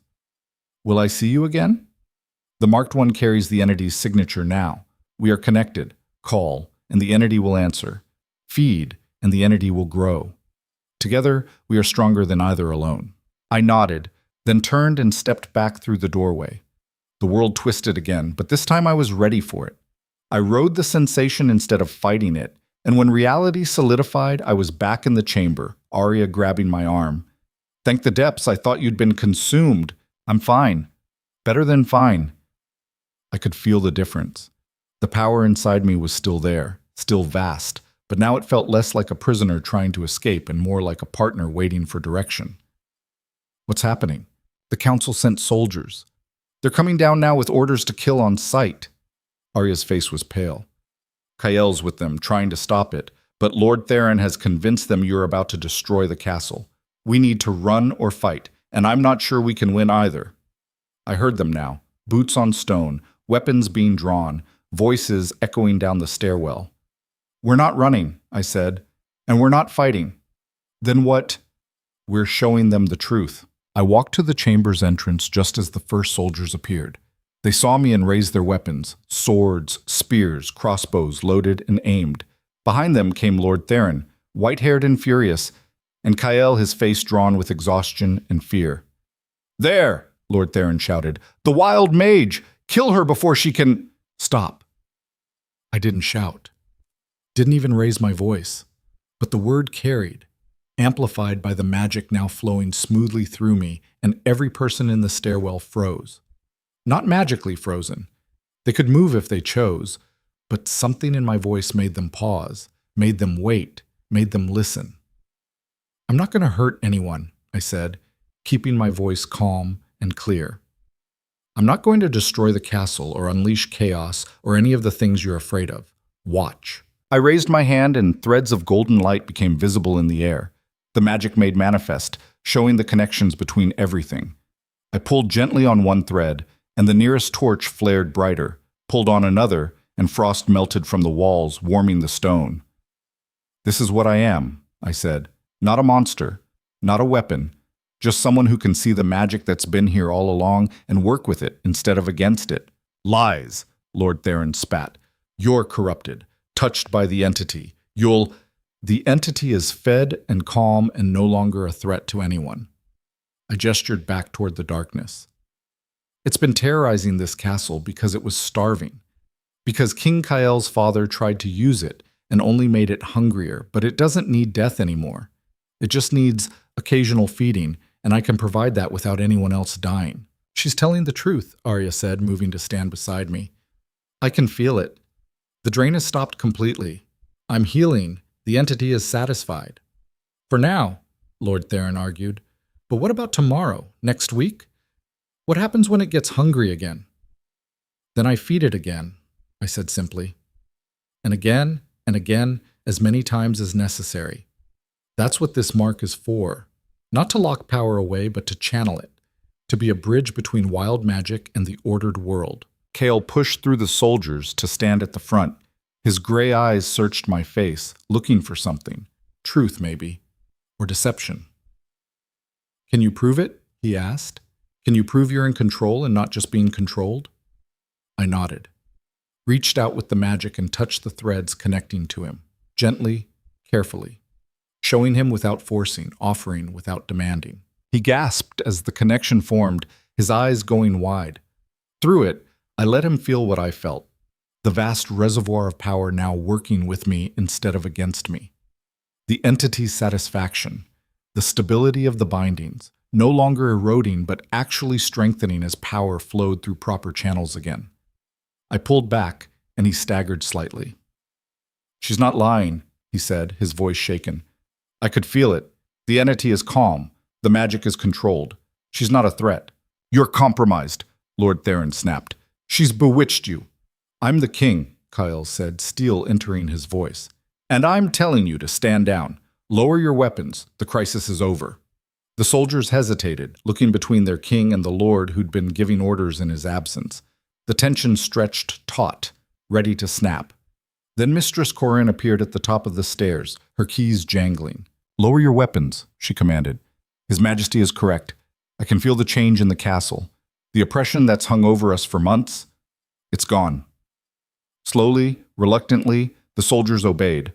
Crossbows lowered, swords returned to sheaths. Lord Theron's face was purple with rage. "This is a mistake. You're all making a terrible mistake." "The only mistake," Kael said quietly, "was keeping this situation secret for so long, letting fear dictate our choices." He looked at me. "No more secrets, no more hidden sacrifices. We deal with this openly, properly, with Lady Elara's help." Lady Elara, not bride, not prisoner, lady. I felt something loosen in my chest, not the magic, but something else. Recognition, respect, the beginning of acceptance. "The council will hear about this," Lord Theron said, turning to leave. "You haven't heard the last of this matter." "I'm counting on it," Kael replied, "because at the next council meeting, Lady Elara will be presenting her solution to the entity problem. And you'll all vote to accept it, or I'll start asking very pointed questions about which of you knew about my father's activities and said nothing." That stopped Lord Theron cold. He turned back, his expression murderous, but he said nothing more. Just stalked up the stairs, his robes whipping behind him. The soldiers followed, leaving just Kael, Arya, Mistress Corin, and me in the chamber. Arya threw her arms around me, laughing with relief. "You did it. You actually did it." "We did it," I corrected. "I couldn't have gotten here without you." Kael approached more cautiously. "That connection you made, that's what you can do now? Show people the truth?" "Among other things. I'm still learning." I touched the mark on my chest, feeling it pulse steadily. "But yes, I can share what I sense, help others understand." "That could change everything," Mistress Corin said slowly. "If you could show the council what you showed the king, show them the entity is truly calm, truly fed, they'd have no choice but to accept it." "Some of them will never accept it," I said. "Lord Theron and whoever else benefits from the current fear. But if enough people see the truth, They won't matter. Kyle extended his hand to me. Then let's make sure enough people see it. Starting tomorrow, you're no longer a prisoner. You're an advisor to the crown. And together, we're going to fix what my father broke. I took his hand, feeling the connection spark again. Not invasive this time, just awareness. Recognition of equals. Together, I agreed. As we climbed back up toward the castle proper, toward the dawn that was breaking outside and the work that waited ahead, I felt the entity's presence at the edge of my awareness. The marked one has chosen well, it whispered. Freedom through control, power through choice. The entity approves. I smiled, though no one else could hear it. For the first time since the mark had appeared 3 years ago, I felt like I was exactly where I was supposed to be. Not in spite of the magic, but because of it. Not despite being different, but empowered by it. The 8th bride who'd survived had become something no one expected. Not a victim, not a weapon, but a bridge. And the real work was just beginning. The council chamber was full when we arrived 3 hours past dawn. Every lord and lady who held any power in the kingdom had been summoned, their faces ranging from curious to hostile as Kyle led me through the massive doors. I was no longer wearing the prison shift. Arya had found me proper clothes, a deep blue dress with silver embroidery that echoed the golden lines now visible on my chest. I'd left the neckline open deliberately. No more hiding. Lord Theron sat at the head of the council table, his expression smug. He'd had time to gather his allies, and from the looks on several faces, he'd used it well. Your Majesty, he said, standing with exaggerated courtesy. How kind of you to bring your pet witch to our proceedings, though I'm not sure what she could possibly contribute to matters of state. Lady Elara is here to present a solution to the entity problem that has plagued this castle for months, Kyle said evenly. You'll listen with respect, or you'll explain to the king why you're refusing to hear information that could save lives. Theron's smile didn't waver. Of course, Your Majesty. We're all eager to hear what the 8th bride has to say. The one who survived when 7 others died. Surely that's not suspicious at all. Murmurs rippled through the council. I felt hostile eyes on me from every direction. These people had decided I was a threat, and Kyle's word alone wasn't going to change that. Good thing I'd come prepared. Lord Theron is right to be suspicious, I said, stepping forward. 7 women died in horrible ways. I lived. That deserves explanation. Finally, some sense from the girl. Theron gestured expansively. Please, enlighten us. How exactly did you survive a curse that has killed every other woman who entered the king's bed? Because it was never a curse. I let the words hang in the air, watching reactions. Shock? Confusion? Denial. It was a feeding pattern. King Kyle's father discovered an entity bound beneath the castle, something old and powerful and desperately hungry. He thought he could control it, use it to strengthen the kingdom. Instead, he created a monster. Lies, someone shouted from the back. The late king was a hero. The late king, I interrupted, pulling the journal from where Arya had hidden it in her cloak, kept detailed records of his experiments. Would you like me to read them aloud? The part where he describes how Lady Ysara's death fed the seal beautifully? Or perhaps where he celebrates Lady Margot resisting the mark because it made her death more potent? The chamber went silent. Even Theron looked shaken, though he recovered quickly. That journal could be forged. Could be verified by anyone with basic historical knowledge and the ability to compare handwriting, Kyle said coldly. I had 3 separate scholars examine it. All confirmed it's my father's work. He looked around the chamber. My father was feeding an ancient entity with human sacrifices. 7 women died to strengthen something he thought he could control. He was wrong. But the entity still exists, Lord Theron said, regaining his composure. And this girl claims she can control it? Forgive me if I find that claim dubious. Then let me show you. I touched the mark on my chest, and golden light flared out, filling the chamber. Every thread of magic in the room became visible. Thin streams of silver and gold connecting person to person, object to object, flowing through the very stones of the castle like veins through a body. Gasps echoed around the room. Several council members stood backing away. One woman made a warning sign. This is magic, I said, keeping my voice calm. It's always been here, flowing through everything. Most of you can't see it, but that doesn't make it less real. I pulled gently on a thread, and the brazier nearest Lord Theron flared brighter. Another pull, and frost melted from a window. And this is control, not chaos, not destruction, just working with what already exists. Pretty tricks, Theron said, but his voice was less steady now. That doesn't prove you can manage an entity powerful enough to kill 7 women. You're right, it doesn't. I looked at Kael, who nodded. Which is why I'm going to let you feel the truth directly. I reached out with the magic, not forcing, but offering. Threads of golden light extended toward every person in the chamber, hovering just before them. An invitation, not a command. Touch the light, I said. Any of you, all of you. Feel what I feel, see what I see, know what I know. Then decide for yourselves if I'm a threat or a solution. No one moved. The threads hung in the air, waiting. Then Arya stood from where she'd been sitting near Kael. I'll go first. I've already experienced Lady Elara's magic, but I'll do it again publicly so you can see. She reached out and touched the golden thread. Light flared around her and her eyes went distant for a moment. When she pulled back, she was smiling. The entity is calm, she announced. Fed and satisfied. The drain on my life has stopped completely. I can feel my strength returning every day. She looked around the chamber. Lady Elara didn't just save me. She saved everyone the entity would have targeted next when I finally died. Another council member stood. Lady Sarah, an older woman with shrewd eyes who'd been watching everything carefully. If this is true, I want to know. She touched her thread. The light flared again. Lady Sarah gasped, her hand going to her chest. When the connection broke, she looked at me with new understanding. The girl speaks truth, she said slowly. I felt it. The entity exists, yes, but it's not the ravenous monster we feared. It's more like a very old, very tired animal that's finally been fed properly. This is mass hysteria, Lord Theron protested. She's bewitching you all. Then prove it's false, Kael said sharply. Touch the thread yourself. See if what you feel matches what they're describing. Theron paled.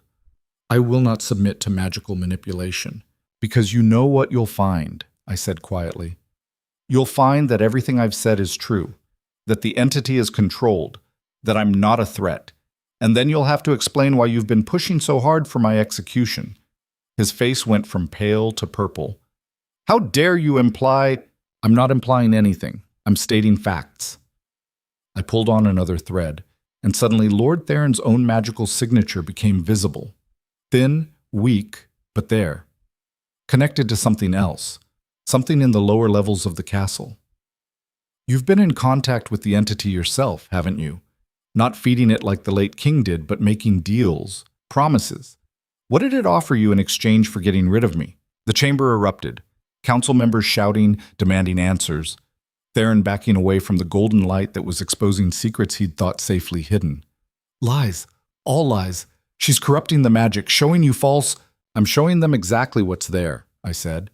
The entity told me someone had been visiting, someone who wanted it to break free, to cause chaos, someone who thought they could seize power in the aftermath. I looked directly at him. Was it going to make you king, Lord Theron, or just give you enough power to control whoever sat on the throne?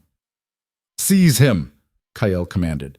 Guards moved forward, but Theron was already running for the door. He didn't make it. The entity's presence surged up from below, not threatening, but simply present, and shadow coalesced in the doorway, blocking his escape. The harsh man who made promises, the entity's voice echoed through the chamber, making everyone freeze. The harsh man who said he would free the entity if the entity helped remove the king. The harsh man who lied. That's not— I didn't— Theron spun, looking for another exit, but there was none. It's lying! The entity is a demon. It can't be trusted. The entity does not lie. The entity is too old for lies, too tired for deception. The shadow moved closer to Theron, who was now pressed against the wall. The harsh man wanted power. The entity wanted freedom, but the harsh man's freedom meant chaos and death, and the entity returning to hunger. The entity no longer wishes that path. Then what do you wish? Lady Sarah asked, her voice admirably steady given that she was talking to a presence made of living shadow. The entity's attention shifted to me. The entity wishes to exist, to be fed without death, to rest without starving. The marked one has offered this. The entity accepts. In exchange for what? Kael asked. What does the entity give in return? Protection, strength, the magic that has slept in this mountain for centuries, now flowing freely through proper channels. The entity's form rippled. The castle has stood for 700 years on the entity's back. Let it stand 700 more, stronger for the partnership. Silence fell over the chamber as everyone processed this. An entity offering to actively support the kingdom rather than threaten it. It should have been impossible, but I could feel the truth of it through our connection. The entity wasn't evil. It was just old and misunderstood and tired of being weaponized. The council must vote, Lady Sarah said finally. King Kael, do you support Lady Elara's proposal that she serve as intermediary between the entity and the kingdom, maintaining the feeding relationship and ensuring stability? I do, Kael said without hesitation. Princess Arya? Absolutely, Arya said. Then let the council decide. All in favor of accepting Lady Elara's solution and appointing her as royal liaison to the entity, indicate now. Hands rose. Not all of them. Several council members still looked terrified or skeptical, but more than half. Enough. The motion carries, Lady Sarah announced. Lady Elara Voss is hereby appointed royal liaison with all rights and responsibilities therein. She looked at me. Which means you now answer directly to the crown and are under its protection. Anyone who moves against you moves against the kingdom itself. I felt something settle in my chest. Not just relief, but recognition. I had a place now, a purpose. Not as someone's cast-off daughter or sacrificial bride, but as myself. What about him? Someone asked, pointing to Lord Theron, who was still pinned by the entity's shadows. Lord Theron conspired with a potentially hostile entity to destabilize the kingdom and seize power, Kael said flatly. That's treason. He'll be tried accordingly. He gestured to the guards. Take him to the cells, real cells this time, not guest chambers. As they dragged a protesting Theron away, the entity's presence began to fade. The harsh man is removed. The marked one is accepted. The entity is satisfied. This is good. Its attention focused on me one last time. Feed when hunger returns, the entity will call. I'll answer, I promised. The shadow dissipated, leaving only normal darkness in the corners of the chamber. The golden threads I'd made visible slowly faded as well, until everything looked normal again. Normal, but fundamentally changed. The council meeting continued for another hour, working out details of my new position. How often I'd need to feed the entity. What resources I'd have access to. Where I'd live. Kael offered me chambers in the castle proper, not as a bride, but as an official member of the royal household. I accepted. Not because I had to, but because I wanted to. Because for the first time in my life, I was being offered something based on who I was, rather than what others wanted me to be. When the meeting finally ended and the council members filed out, some still giving me nervous looks, but others nodding respectfully, Kael approached. That was extraordinary, he said quietly. The way you handled Theron, the way you showed everyone the truth. I've never seen anything like it. I had good teachers.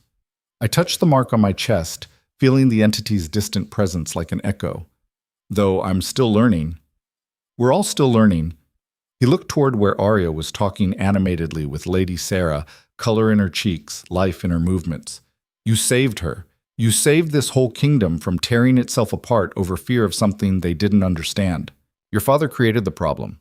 I just found a different solution than the one he tried. I met his gray eyes. But what happens now? I'm not your bride. Never really was. So what am I to you? Kael was quiet for a moment, considering. An ally. A friend, if you'll accept it. Someone who changed everything by refusing to die when she was supposed to. I can work with that. He smiled and it transformed his face, making him look younger, less burdened. Good. Because we have a lot of work ahead. Rebuilding trust, establishing new protocols, figuring out how to govern with an ancient entity as part of the power structure. Sounds challenging. Sounds impossible. But then, so was surviving 7 nights when 7 other women didn't. His smile widened. If you can do that, we can do anything. As the days turned into weeks, I settled into my new role. Feeding the entity became routine. Every few days, I'd descend to the chamber, open myself to the connection, and let power flow. The entity taught me more each time, helping me understand and control the magic that had been sealed away for so long. Arya recovered fully, her magic strengthening as the drain stopped completely. She began training too, learning from me as I learned from the entity, creating a small circle of magic users within the castle. Kael's rule stabilized. With the threat of the entity removed and Lord Theron's conspiracy exposed, the council fell in line. Some grudgingly, some genuinely relieved that the crisis was over. And me? I wrote to my family once, letting them know I was alive and well and serving the crown. My mother's response was brief and formal, congratulating me on my appointment but making no mention of wanting to see me. My father didn't write at all. Only Mira sent a real letter, full of questions and excitement and wonder that her sister was now someone important, someone who mattered. I wrote back, telling her everything. About the magic, the entity. The choice I'd made to embrace what I was, rather than hide it. 3 months after I'd arrived at the Blackfrost Citadel, expecting to die, I stood on the battlements watching the sun set over the mountains. The mark on my chest pulsed steadily, content. The entity slept below, well-fed and calm. And I was exactly where I was supposed to be. Thinking deep thoughts? Arya asked, joining me at the wall. She was wrapped in a heavy cloak against the cold, but her cheeks were pink with health. Thinking about how strange life is. 3 months ago, I was nobody. Damaged goods my family couldn't wait to be rid of. Now I'm Lady Elara, royal liaison, teacher of magic, friend to a princess and a king. And bonded to an ancient entity that used to kill people. Arya grinned. Don't forget that part. How could I? It reminds me every few days when it gets hungry. We stood in comfortable silence, watching the sky turn from blue to purple to deep indigo. Stars began to appear, cold and distant and beautiful. Do you ever regret it? Arya asked quietly. Choosing to stay? You could have run after breaking the seal. Could have used that power to go anywhere, be anyone. I considered the question seriously. No, because running would have just been another cage, another way of letting fear control me. I touched the mark, feeling its warmth. Here, I get to choose, like every day, what I do with this power, how I use it, who I become. And who are you becoming? I smiled, still figuring that out, but whoever she is, she's going to be someone I chose to be, not someone others made me. Arya linked her arm through mine. Then I'm glad you're figuring it out here. With us. Me too. Far below, in the depths of the castle, I felt the entity stir. Not hungry yet, just aware. Acknowledging my presence the way I acknowledged its. The marked one is content, it whispered through our connection. The entity is content. This is good. It was good. Not perfect. Nothing ever would be. There were still council members who didn't trust me, still people in the kingdom who feared magic, still challenges ahead as we figured out how to integrate an ancient entity into the governance of a kingdom. But it was good. It was mine. And it was just beginning. The eighth bride who'd survived had become something no one expected. Not a queen, not a victim, not a sacrifice. Just herself. Marked and magical, and finally, free to choose her own path. And that path led not away from the Blackfrost Citadel, but deeper into it. Into partnership, into purpose. Into a life she was building one choice at a time. The wind howled through the mountains, cold and sharp and unforgiving. But I'd lived with that wind my whole life. I wasn't afraid of it anymore. 2 years later, I stood in the same chamber where I'd first met the entity. But everything was different. The space had been transformed from a hidden prison to something closer to a shrine. Lamps burned steadily, casting warm light. Arya had helped me paint murals on the walls, abstract patterns of silver and gold that showed the flow of magic through the mountain and castle. And sitting in the center where darkness used to pool was a throne of sorts, not for me, for visitors. Because feeding the entity had become something more than just survival. It had become ceremony, ritual, a way for others with magical potential to connect safely to the old power that lived beneath the castle. I'd trained 5 others now, in addition to Arya. Young people from across the kingdom who showed signs of wild magic. People who would have been hunted or hidden a few years ago. Now they came to the Blackfrost Citadel to learn, to grow, to become something more than fear allowed. Kyle had established it formally, the Academy of Integrated Magic, with me as its founding director. We were small still, just 6 students and 2 teachers, but we were growing. The entity had been crucial to it all. Its presence allowed students to experience magic in its rawest form, while still protected by the bindings and my oversight. It taught patience, respect, understanding. It showed them what magic could be when it wasn't caged or weaponized. "Lady Elara?" a voice echoed from the passage. One of the younger students, a boy named Tam, who'd arrived 2 months ago with fire magic he couldn't control and burns covering his arms. "There's someone here to see you. Says she's family?" My heart skipped. I climbed the stairs to find Mira waiting in the entrance hall, older than I remembered, but unmistakably, my sister. She was 18 now, no longer a child, and beside her stood my mother, looking uncomfortable and out of place among the stone and shadow. "Elara!" Mira ran forward and threw her arms around me, and I held her tight, feeling tears prick my eyes. "I can't believe I'm actually here. You look so different. You look happy," my mother finished, her voice strange. "You look happy." I pulled back from Mira but kept hold of her hand. "I am. What are you doing here?" Mira wouldn't stop asking, my mother said stiffly. She wanted to see where you lived, what you'd become.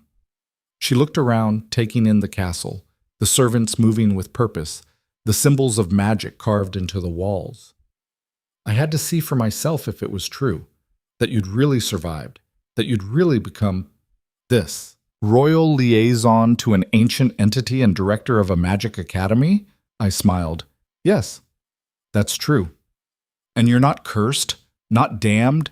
The priest said, "The priests were wrong about a lot of things."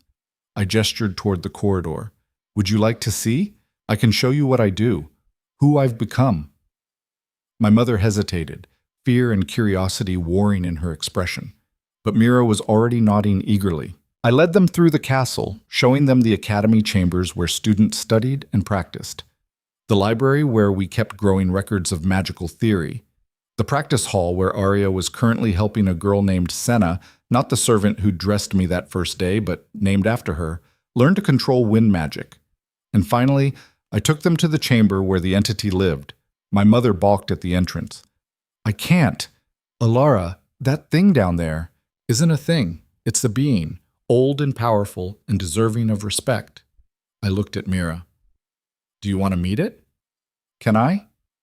"If you're not afraid." Mira straightened her shoulders, looking so much braver than I'd been at her age. "I'm not afraid. You're here. You wouldn't let anything hurt me." She was right. I wouldn't. We descended together, leaving my mother at the top. The entity's presence grew stronger as we approached, and I felt it recognize me, recognize the family connection between Mira and me. "The Marked One brings kinship," it said, its form coalescing into its usual shape of shadow and starlight. "The younger sister, the one who cried when the Marked One left." "You saw that?" I asked. The entity sees many things through the Marked One's memories, especially strong emotions. It studied Mira, who was staring at it with wide eyes but no fear. "The younger sister has potential, small, undeveloped, but present." "Magic?" Mira whispered. "I have magic?" "Everyone has some magic," I explained. "Most people's is so small they never notice it. But yours is stronger than average. If you wanted, you could train it, develop it, learn to use it." "Here at the academy?" Mira's eyes were shining. "Could I stay?" I looked at my sister, at her hope, her excitement, her determination, and saw myself 2 years ago. Different circumstances, but the same hunger to be something more than what others expected. "If Mother agrees, and if you're willing to work hard, magic isn't easy, and living here isn't always comfortable. I don't care about comfortable. I care about being with you, learning what you learned, becoming who I'm supposed to become." I pulled her into another hug, feeling the mark on my chest pulse warm and content. "Then yes, you can stay." We climbed back up to find my mother waiting, her expression unreadable. "Mira wants to join the academy," I said simply, "to study magic under my guidance. I'm willing to accept her if you give permission." My mother looked at her youngest daughter, then at me. "And if I say no? If I forbid it?" Then she waits 2 more years until she's of age and makes her own choice. I met her eyes, but either way, she'll end up here eventually. This is where she belongs. You can accept that now or fight it and lose her anyway. It was harsh, but it was true. And I was done softening truth to make others comfortable. My mother's face worked through several emotions: anger, fear, resignation. Finally, she sighed. Keep her safe, teach her well, and write to me, both of you. I want to know that my daughters are alive and well, even if they're living in a cursed castle with demons. Not cursed, not demons, just magical. But I nodded. We'll write. I promise. My mother left that evening, unable to stay in the castle overnight. But Mira remained, and I set her up in chambers near mine, introduced her to the other students, began teaching her the basics of sensing and controlling magic. That night, as I lay in bed in my comfortable chambers, so different from the cell I'd been locked in 2 years ago, I felt the entity's presence at the edge of my consciousness. The marked one has gained much, it said softly. Family, purpose, power, respect. The entity is pleased to have contributed. You did more than contribute. You changed everything. I touched the mark on my chest. Without you, I'd probably be dead, or still locked in my parents' house, waiting for my life to start.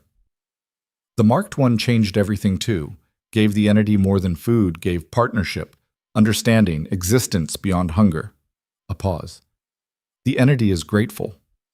So am I. As sleep pulled me under, I thought about the girl I'd been 2 years ago, scared, marked, convinced she was broken and worthless, sent to die in a cursed castle by a family that saw her as a burden. That girl was gone. In her place was someone I'd chosen to become. Someone who'd looked at death and said, not today. Someone who'd looked at an ancient entity and said, let's be partners instead of enemies.